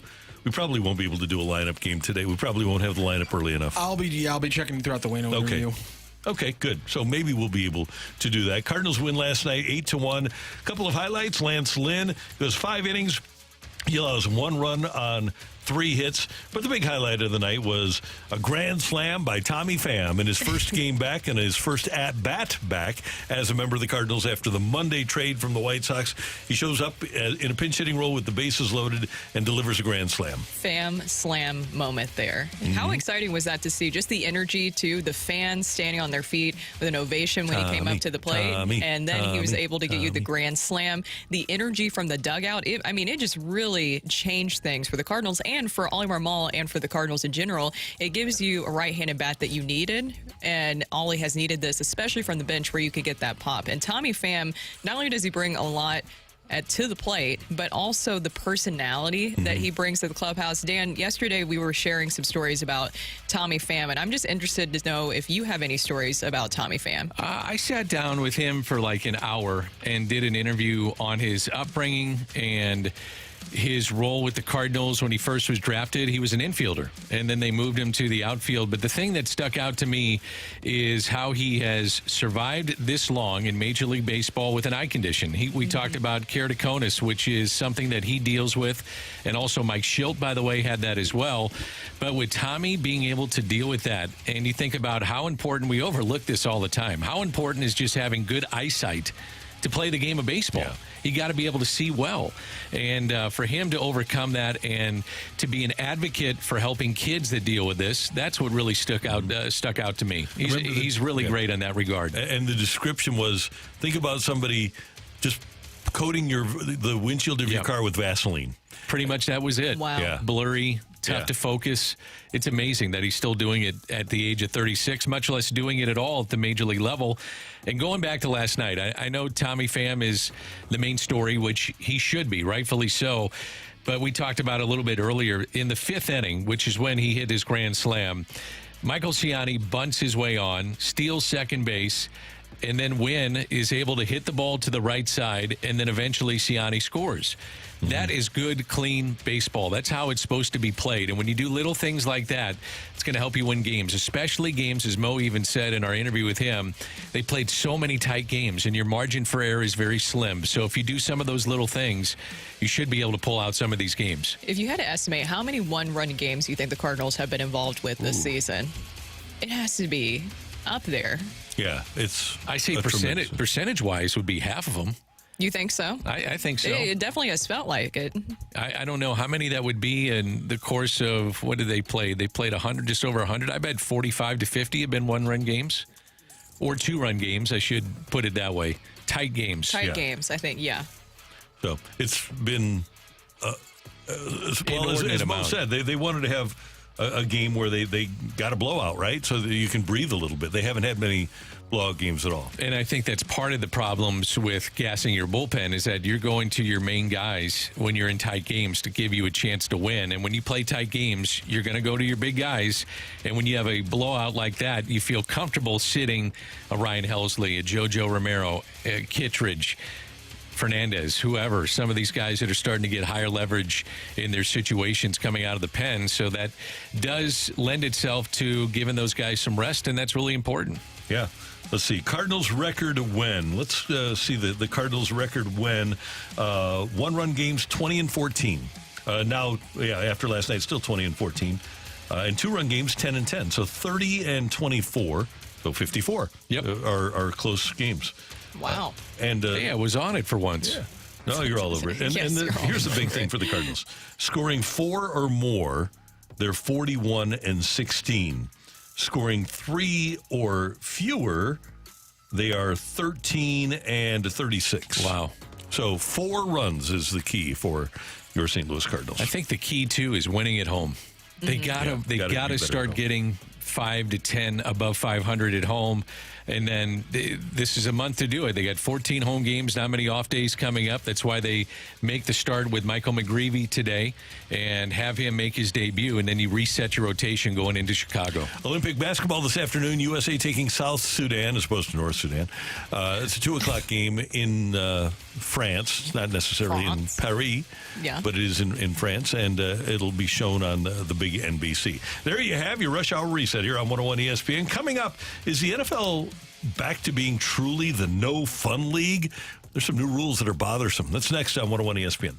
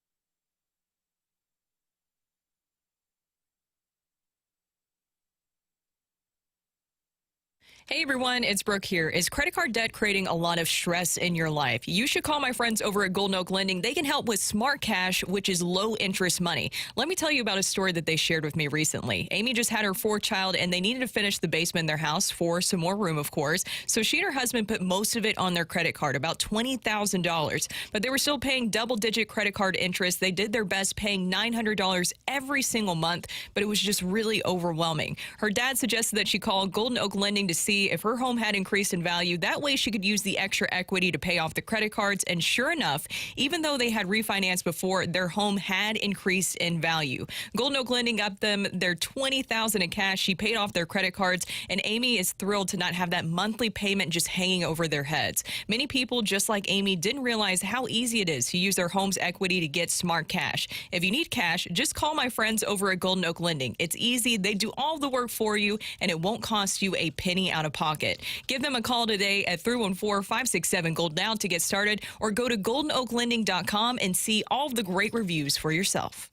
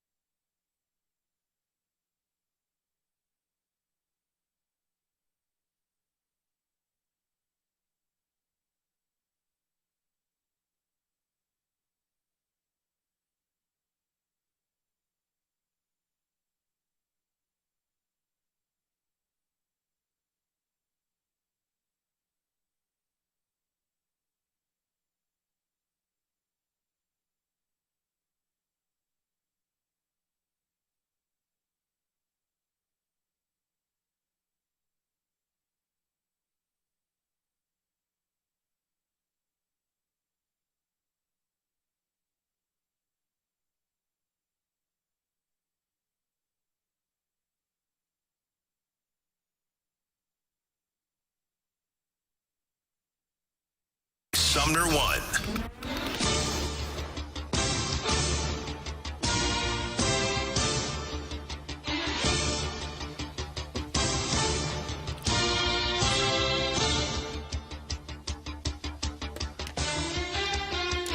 Back in the Super Bowl between the Saints and the Colts in 2010 after the 2009 season, the key play of the game was an onside kick called by Sean Payton to start the second half. His team was down 10-6. They recover the onside kick and then move 58 yards in 6 plays for the touchdown that put them ahead, and New Orleans wound up winning the game. And after the game, and since then, that has been thought of as the key play of the game, an onside kick. Well, times they are a-changing in the NFL, and Sean Payton and any other coach won't be allowed to call that onside kick anymore. The NFL has new rules that say no onside kicks may be tried before the fourth quarter. A team that's trying an onside kick must declare their intention to do so before trying, so that the other team can get the personnel on the field that they want. And your team must be losing to try an onside kick. So basically, the league has taken the onside kick out of the game. I'm sorry, but announce their intention to do so? What about the element of surprise? That takes away the fun in all of that. It's ridiculous. There's no coaching.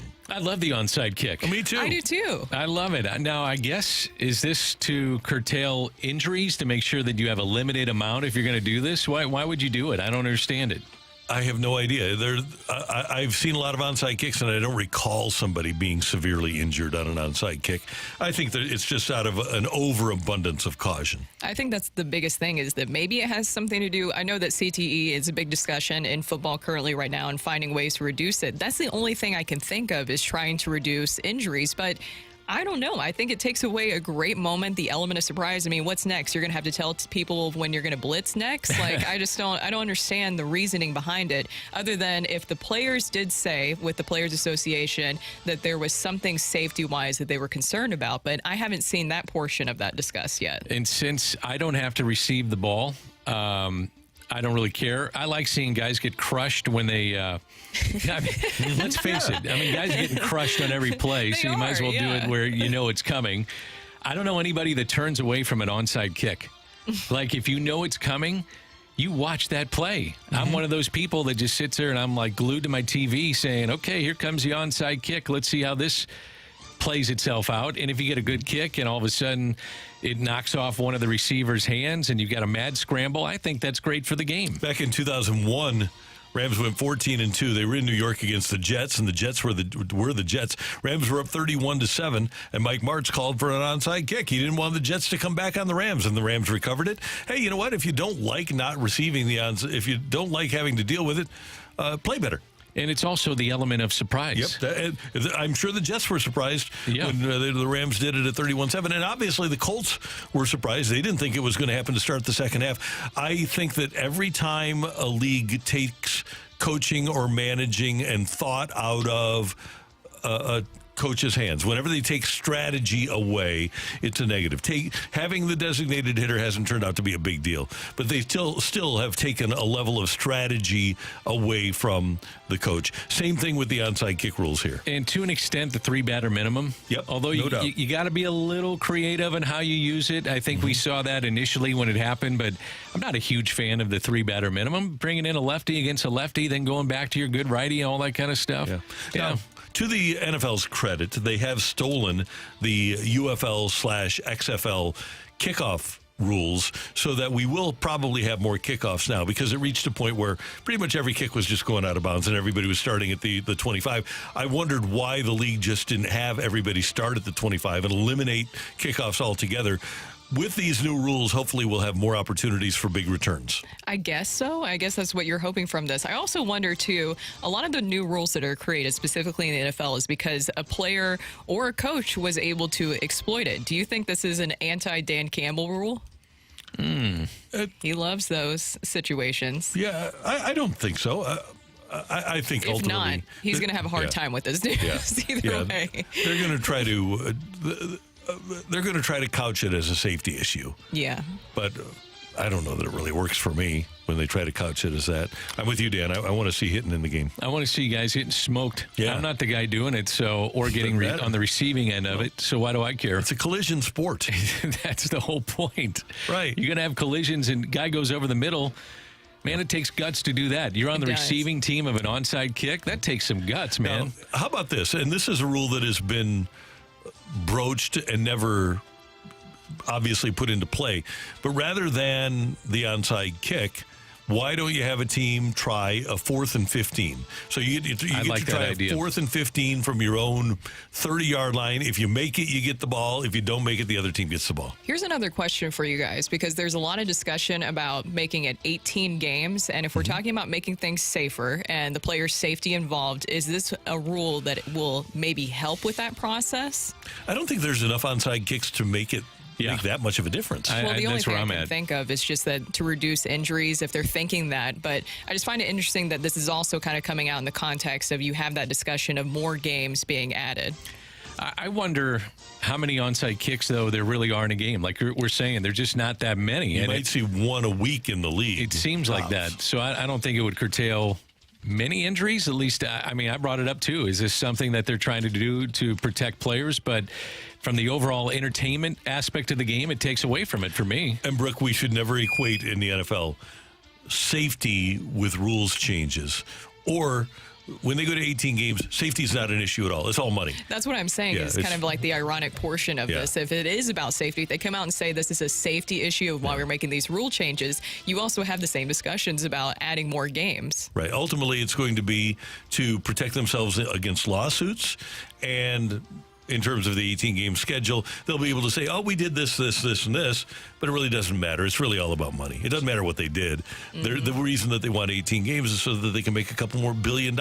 So there were 272 regular season games last year, and there were 41 onside kick attempts. There you go. So not many. No. So that's more than one a week, but still. Yeah. More than one a week, but 1.5 a week or so. Yeah. Was there anything from the XFL that you took away when you're watching the Battlehawks this season, either rules-wise, which I did like, and it saved them a game. That instant replay that they had the with Super the Challenge. like that, the Super Challenge I liked. And I love the game production, but you'll never get that in the NFL. Right. You may get some, maybe taking you into the war room of replay, but you're not going to get a lot. No, I like their kickoff rule. I like the double forward pass that they can use. Yeah. But I think the NFL, they're going to be reticent to give other leagues too much credit for making the league and the game better. They just won't do it. But basically, if you pay attention to the XFL, you know that the NFL is kind of looking at them and taking some notes. Yeah, absolutely. That's Brooke. That's Dan. I'm Randy. Coming up, our buddy Adam Wainwright is going to join us on this Wednesday morning. It's Wednesdays with Wayno. Coming up next on 101 ESPN. It's time for a DraftKings at Casino Queen Redbird report on 101 ESPN. Brooke Grimsley here for your Redbird Report. In his first game back as a Cardinal, Tommy Pham hit a pinch hit grand slam in his first at-bat in the fifth inning, leading the Cardinals to an 8-1 victory over the Rangers. Lance Lynn picks up the win, allowing only 3 hits through 5 innings, including a home run. He walked 1 and struck out 3. He has now secured a win versus all 30 teams in Major League Baseball. The Cardinals traded outfielder Dylan Carlson to the Rays yesterday for right-handed reliever Shawn Armstrong. In the series finale today, Michael McGreevy will be promoted from Memphis. First pitch is at 1:15. The Redbird Report is presented by DraftKings at Casino Queen. Play, stay, dine at DraftKings at Casino Queen.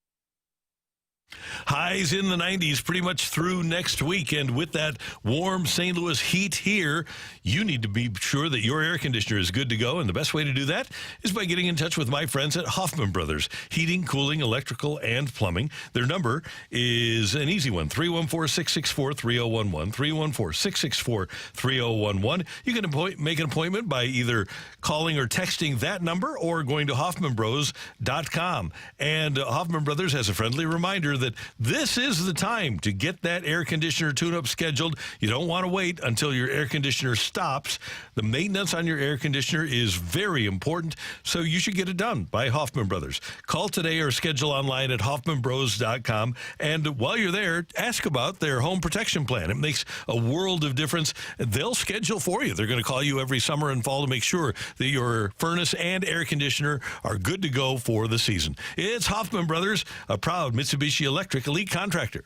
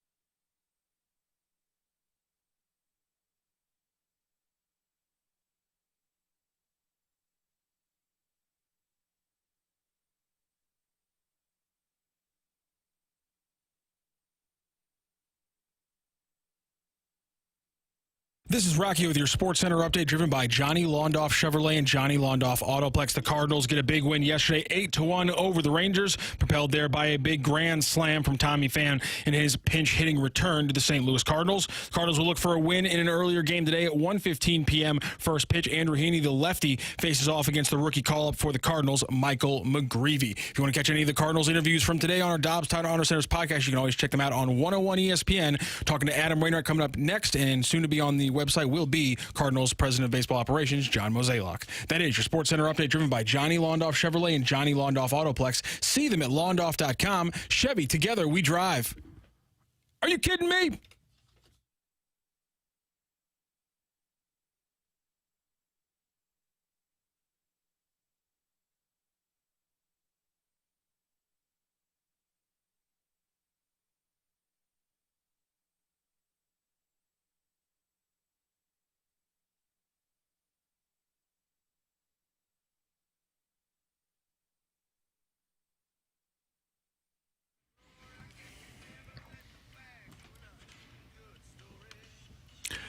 That's country music superstar Adam Wainwright, who has appeared on NBC's Today Show. He's going to be appearing on August 10th in Washington, Mo, at the Washington, Missouri Fair. Plus, a few days after that, at the Grand Ole Opry, our friend Adam Wainwright back with Wednesdays with Wayno. Brooke Grimsley, Dan McLaughlin, Randy Carricker on 101 ESPN. Adam, good morning. Morning. How are y'all? Good. You sound great, man. I saw you over at the NASCAR race, and you were terrific and sounded great. That sounded fantastic. How do you feel your very young music career is going? Well, I'm a little under the weather right now. I don't know if y'all can hear it. We, myself and Luke Bryan, were struggling the other night, big time, but we got through it. I'll tell you what. I'm very blessed. To have been given the opportunities that I've been given this year. I mean, I really haven't tried to market very much at all, just because this first year I've wanted to be respectful to my wife and my kids and make sure I spend time at home that I hadn't had in a long time. But things have been presented, opportunities have been playing the Grand Ole Opry is a crazy, unbelievable experience. I never would have thought I could do that or would have an opportunity to do that. And I've opened for Riley Green and Zach Brown and been on stage with Luke Bryan, about to be on the stage with Travis Tritt. And, things are falling into place that I never thought was possible, but I'm very, very excited about it and super blessed. Wayno, thank you so much for joining us this morning. Of course, we have to talk to you about the Cardinals and their trade deadline moves, and we have to start with Tommy Pham. I'm sure you saw last night in his first game back and his first at-bat with that grand slam he was pinch hitting. What was your reaction to seeing Pham back at Busch Stadium?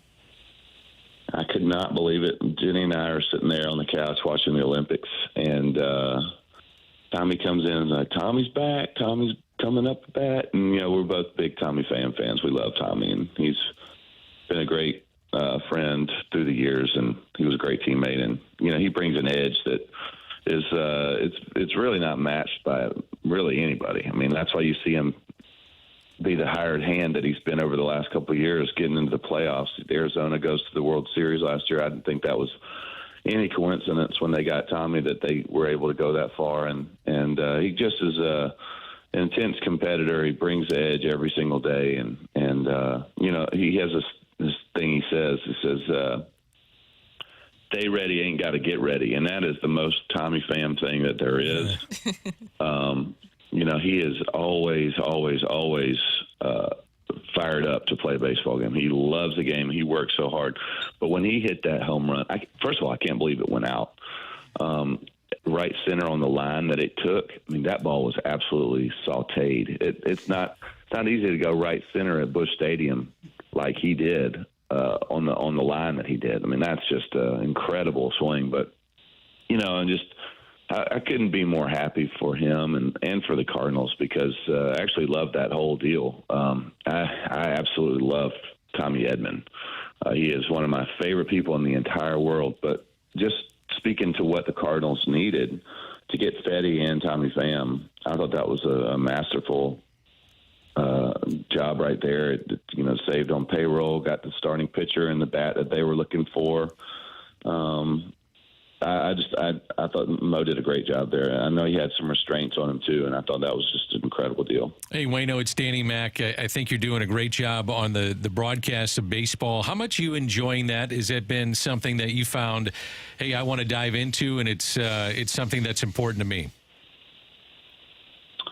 One of my faves, Danny Mac. Love hearing your voice, buddy. You know what?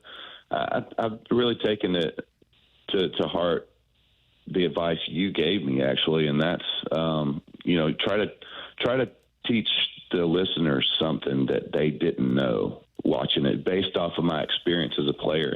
And I'm still settling, and I'm still getting more comfortable. My last game that I did again with the Dodgers and was out in L.A. and big game, big stadium, and I finally kind of let loose a little bit and got comfortable. And, one thing I'll tell you this, one thing I want the viewer to hear when I'm calling games is my pure love for the game. I mean, I love the game of baseball. I love the pitcher versus batter matchup more than anything else in all of sports. I think it's just such a cool competition, me versus you, who's better. And in a game that's a team game where there's 9 people on the field on each side competing against each other, it really comes down to that one-on-one battle in a lot of different ways. And I love talking about that. But the game of baseball, although it's gone through some changes here and there, it's still the game. It's still largely the same game. You still have to do the same things to win. And at the end of the day, it is still, no matter what we talk about sabermetrically, it's all about the win. It is all about who can do whatever it takes to win the game. And I love sitting up there and talking about how that happened. Adam Wainwright with us on 101 ESPN. I want to go back to Tommy Pham for one moment. I want to see if you recall this, because you guys had a meeting. I don't even know how things were going with the team, but like the day after the meeting, we had Tommy on the air. We were doing the fast lane at the time, and Tommy said, yeah, Yachty said his thing, Adam said his thing, I said my thing, and he was still a pretty young player in the league, but he seems to be the sort of guy that kind of tells it like it is. Do you recall some of those moments with him where he basically held people accountable? Listen, the story that I always tell about Tommy Pham, I think he had like 2 months in the big leagues, this guy. He did not have years in the big leagues. He was a pup. I mean, kind of an older pup. He got started a little late, kind of figured things out late in the minor leagues, but still, as far as at the big league level, not a whole lot of experience. I'm serious when I say like 2 or 3 months. We were in New York at Citi Field, and I almost called it Shea Stadium. I almost aged myself there, but at Citi Field, and we were playing like a bunch of dogs. That was a game where we let slip away again, and winning teams find ways to win, and losing teams find ways to lose. Every day you go to the park, you find ways to win. You're on a winning team. You're going to have a chance to win the World Series, and that's just the way it goes. And the teams that you see that have all this talent, but yet somehow they show up every day and they do the dumbest things, or they find a big moment every day to blow it and to find a way to lose the game. Those are the teams that you look at and you go, what is missing with this team? What's going on here? And there's just something missing in the clubhouse or in a mindset or something that's missing. Well, we have been playing like that losing team, and that's just not who the Cardinals are. That is not in the fabric. That's not in the DNA of the St. Louis Cardinals. The Cardinals are a find a way type of team. No matter what, find a way to figure out how to win a game, and then to show up the next day and do it again. And we had not been playing like that. And Tommy Pham, at the end of the game at Citi Field, he stands up in front of everybody. Everybody's kind of sitting on on their stool in front of their locker, sulking, trying to figure out what in the world's happening. Tommy Pham goes around the room pointing at people with 2 or 3 weeks or 2 or 3 months in the big leagues, pointing at you. You don't work hard enough. You show up too late. You play too many video games. You aren't playing hard enough on the field. You got all this talent. I mean, and I'm talking about pointing at people. and some couple young guys look up at me like, "Are you going to stop this guy?" And I look over at Yachty, and I thought, you know what? He's right. And I look over at Yachty, and everything that he was saying about every single person was right. And now it may not have came from the vessel that we thought it was, or maybe even should have came from. But I looked over at Yachty. I shrugged. Yachty looked at me and shrugged. And I looked back at the 2 young guys that were looking at me like begging me to say something. And I went, he's right. And everybody kind of like with their eyes wide open, like looked over at him. And he went, I'm telling you, he went 25 for 25 around the room, talking about things that everybody could do better. And every time he brought it back to himself too. And he would say, you don't blah, blah, blah, like I do when I get here early. And you know, a lot of times, you know, that'll make you roll your eyes, but he was backing that up. So I'll tell you this, I went to him afterwards and I said, hey, that was much needed. We needed to hear that. That was a great message. Don't do that again for a little while longer. But I respect that you had the cojones to stand up and do it. Now let's just be mindful. You don't want to overdo that platform that you were just given. That was like a Holy Spirit type moment. Mm-hmm. All right. Now the next one, we won't need for a while, hopefully. But I'll let you know when we need another Tommy Pham like that. Just to keep accountability in the clubhouse, because every now and then that catches people off guard, and that's needed from a young player. And you're like, holy crap, I can't believe he did that. But too much, people are like, all right, dude, take it easy. You know what I'm saying? But you know what? That moment right there, and Tommy Pham, listen, this dude is a winner. And that's just the plain and simple of it. He's a winner. And he is going to do what it takes to get himself ready to play. And if you don't play to that standard, he's going to let you know about it. And guys that really know how to win, we love it. We love it. And the guys that can't take it, that are soft, they need to go on and get that, because the Tommy Pham ain't going to put up with it. And I love that about him. That's great. A natural segue is Tommy Pham into fantasy football. And September 6th, the Big League Impact Fantasy Football Draft, the big day at the ballpark. And it should be great. It'll be another great year. And this is kind of how Big League Impact got started with fantasy football, isn't it? It is. Back in 2013, myself and David Freese and Matt Holliday, and I'm missing one more. Who was it? Oh, Alan Craig, I think. We all showed up Busch Stadium, had a draft at the field, and live draft, and had 4 leagues of 12, and just kind of started something new. I'd never heard about a fantasy football charity like that before, at all, even.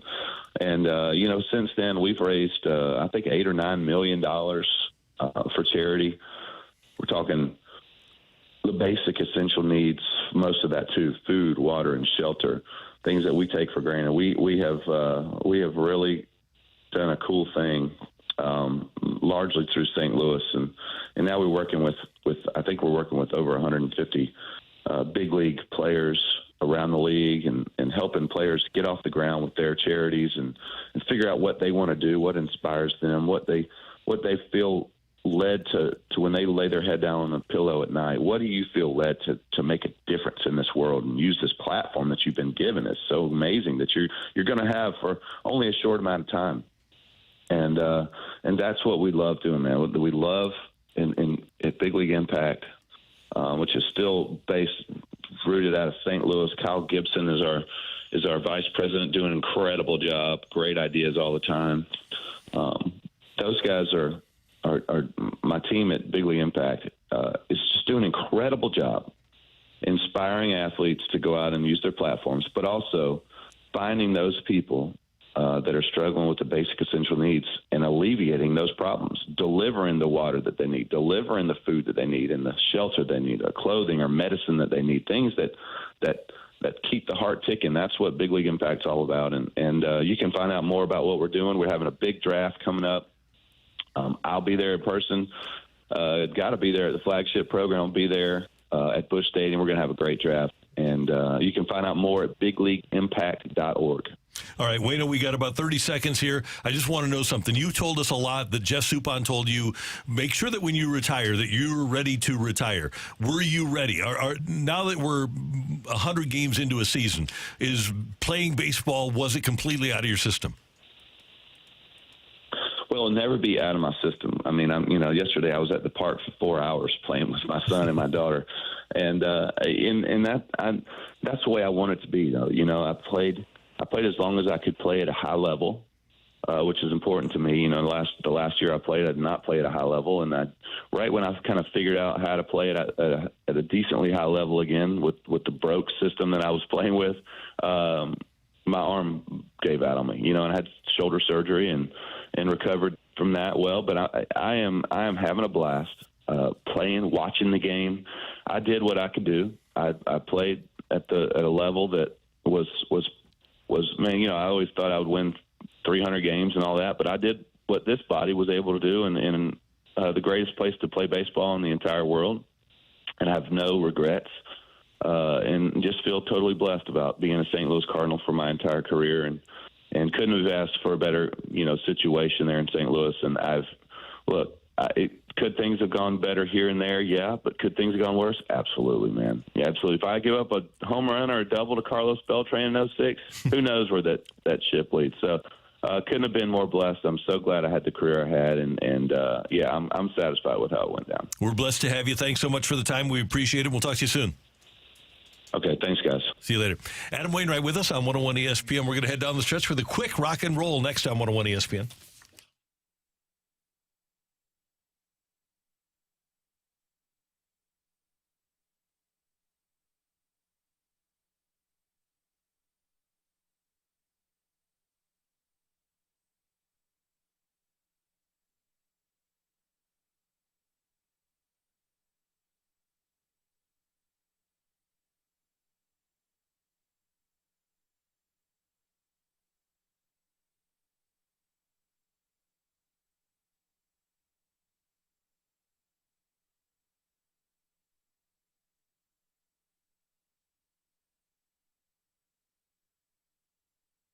Hey, I'm going to make my way over to Mentality this afternoon. And guys, if you're not feeling the energy that you felt when you were younger, could be an issue with low testosterone. And that is an issue that can be solved at Mentality, where they restore your testosterone level to levels that you enjoyed when you were in your 20s and 30s. And you were able to get through a workout. You were able to get through a day. You were able to come home and coach your kids. Things that you just have difficulty doing now because you're fatigued. Maybe you're a little bit stressed. Well, Mentality and their FDA-approved testosterone supplemental treatment can help you get back in the game. Thousands of St. Louis guys have enjoyed it. All you need to do is go to lowtusa.com. Find out where their clinics are, the actual addresses in Chesterfield and South County. Set up an appointment, and they'll do a complete panel of your blood work to test where your testosterone level is, and then you'll stop by once a week, and you'll get that testosterone level restored. And they're going to work with your insurance company to lower your out-of-pocket expenses as much as possible. Get your energy level back, get your testosterone level back. Start at lowtusa.com by using Mentality.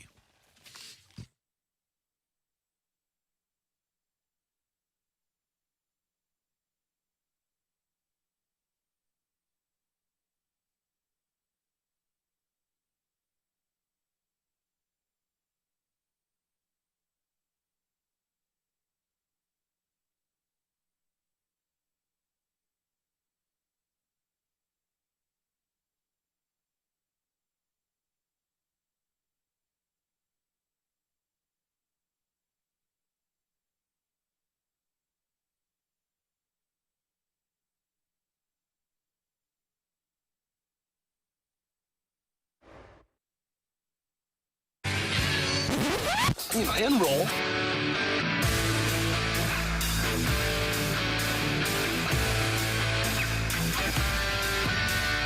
Let's rock. Let's rock today.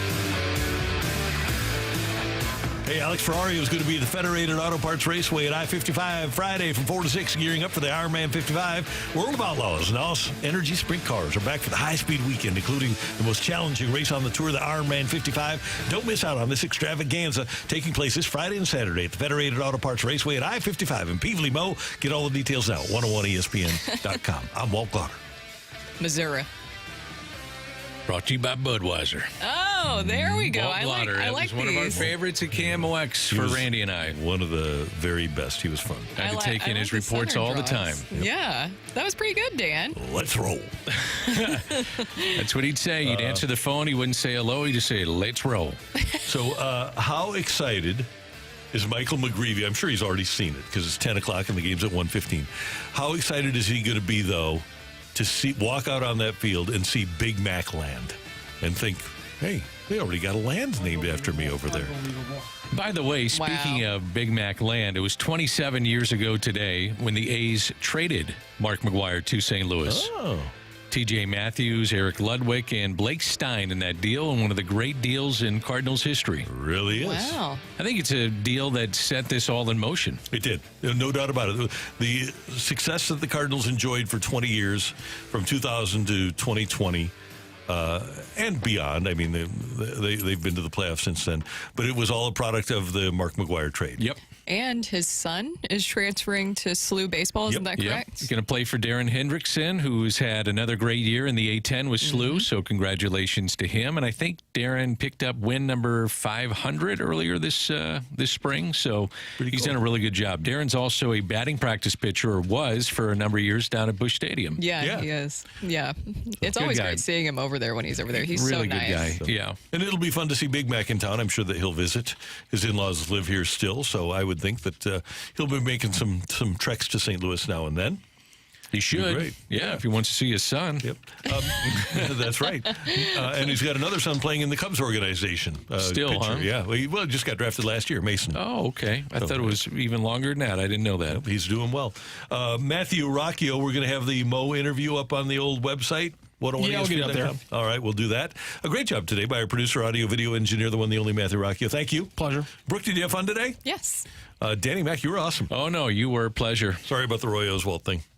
The what? The Roy Oswalt thing during the fight. Oh, I know. Are you still thinking about that, Randy? Oh, yeah, I blew it. Of course, I think about it all the time. You know, I got to go watch game film. Remember conviction.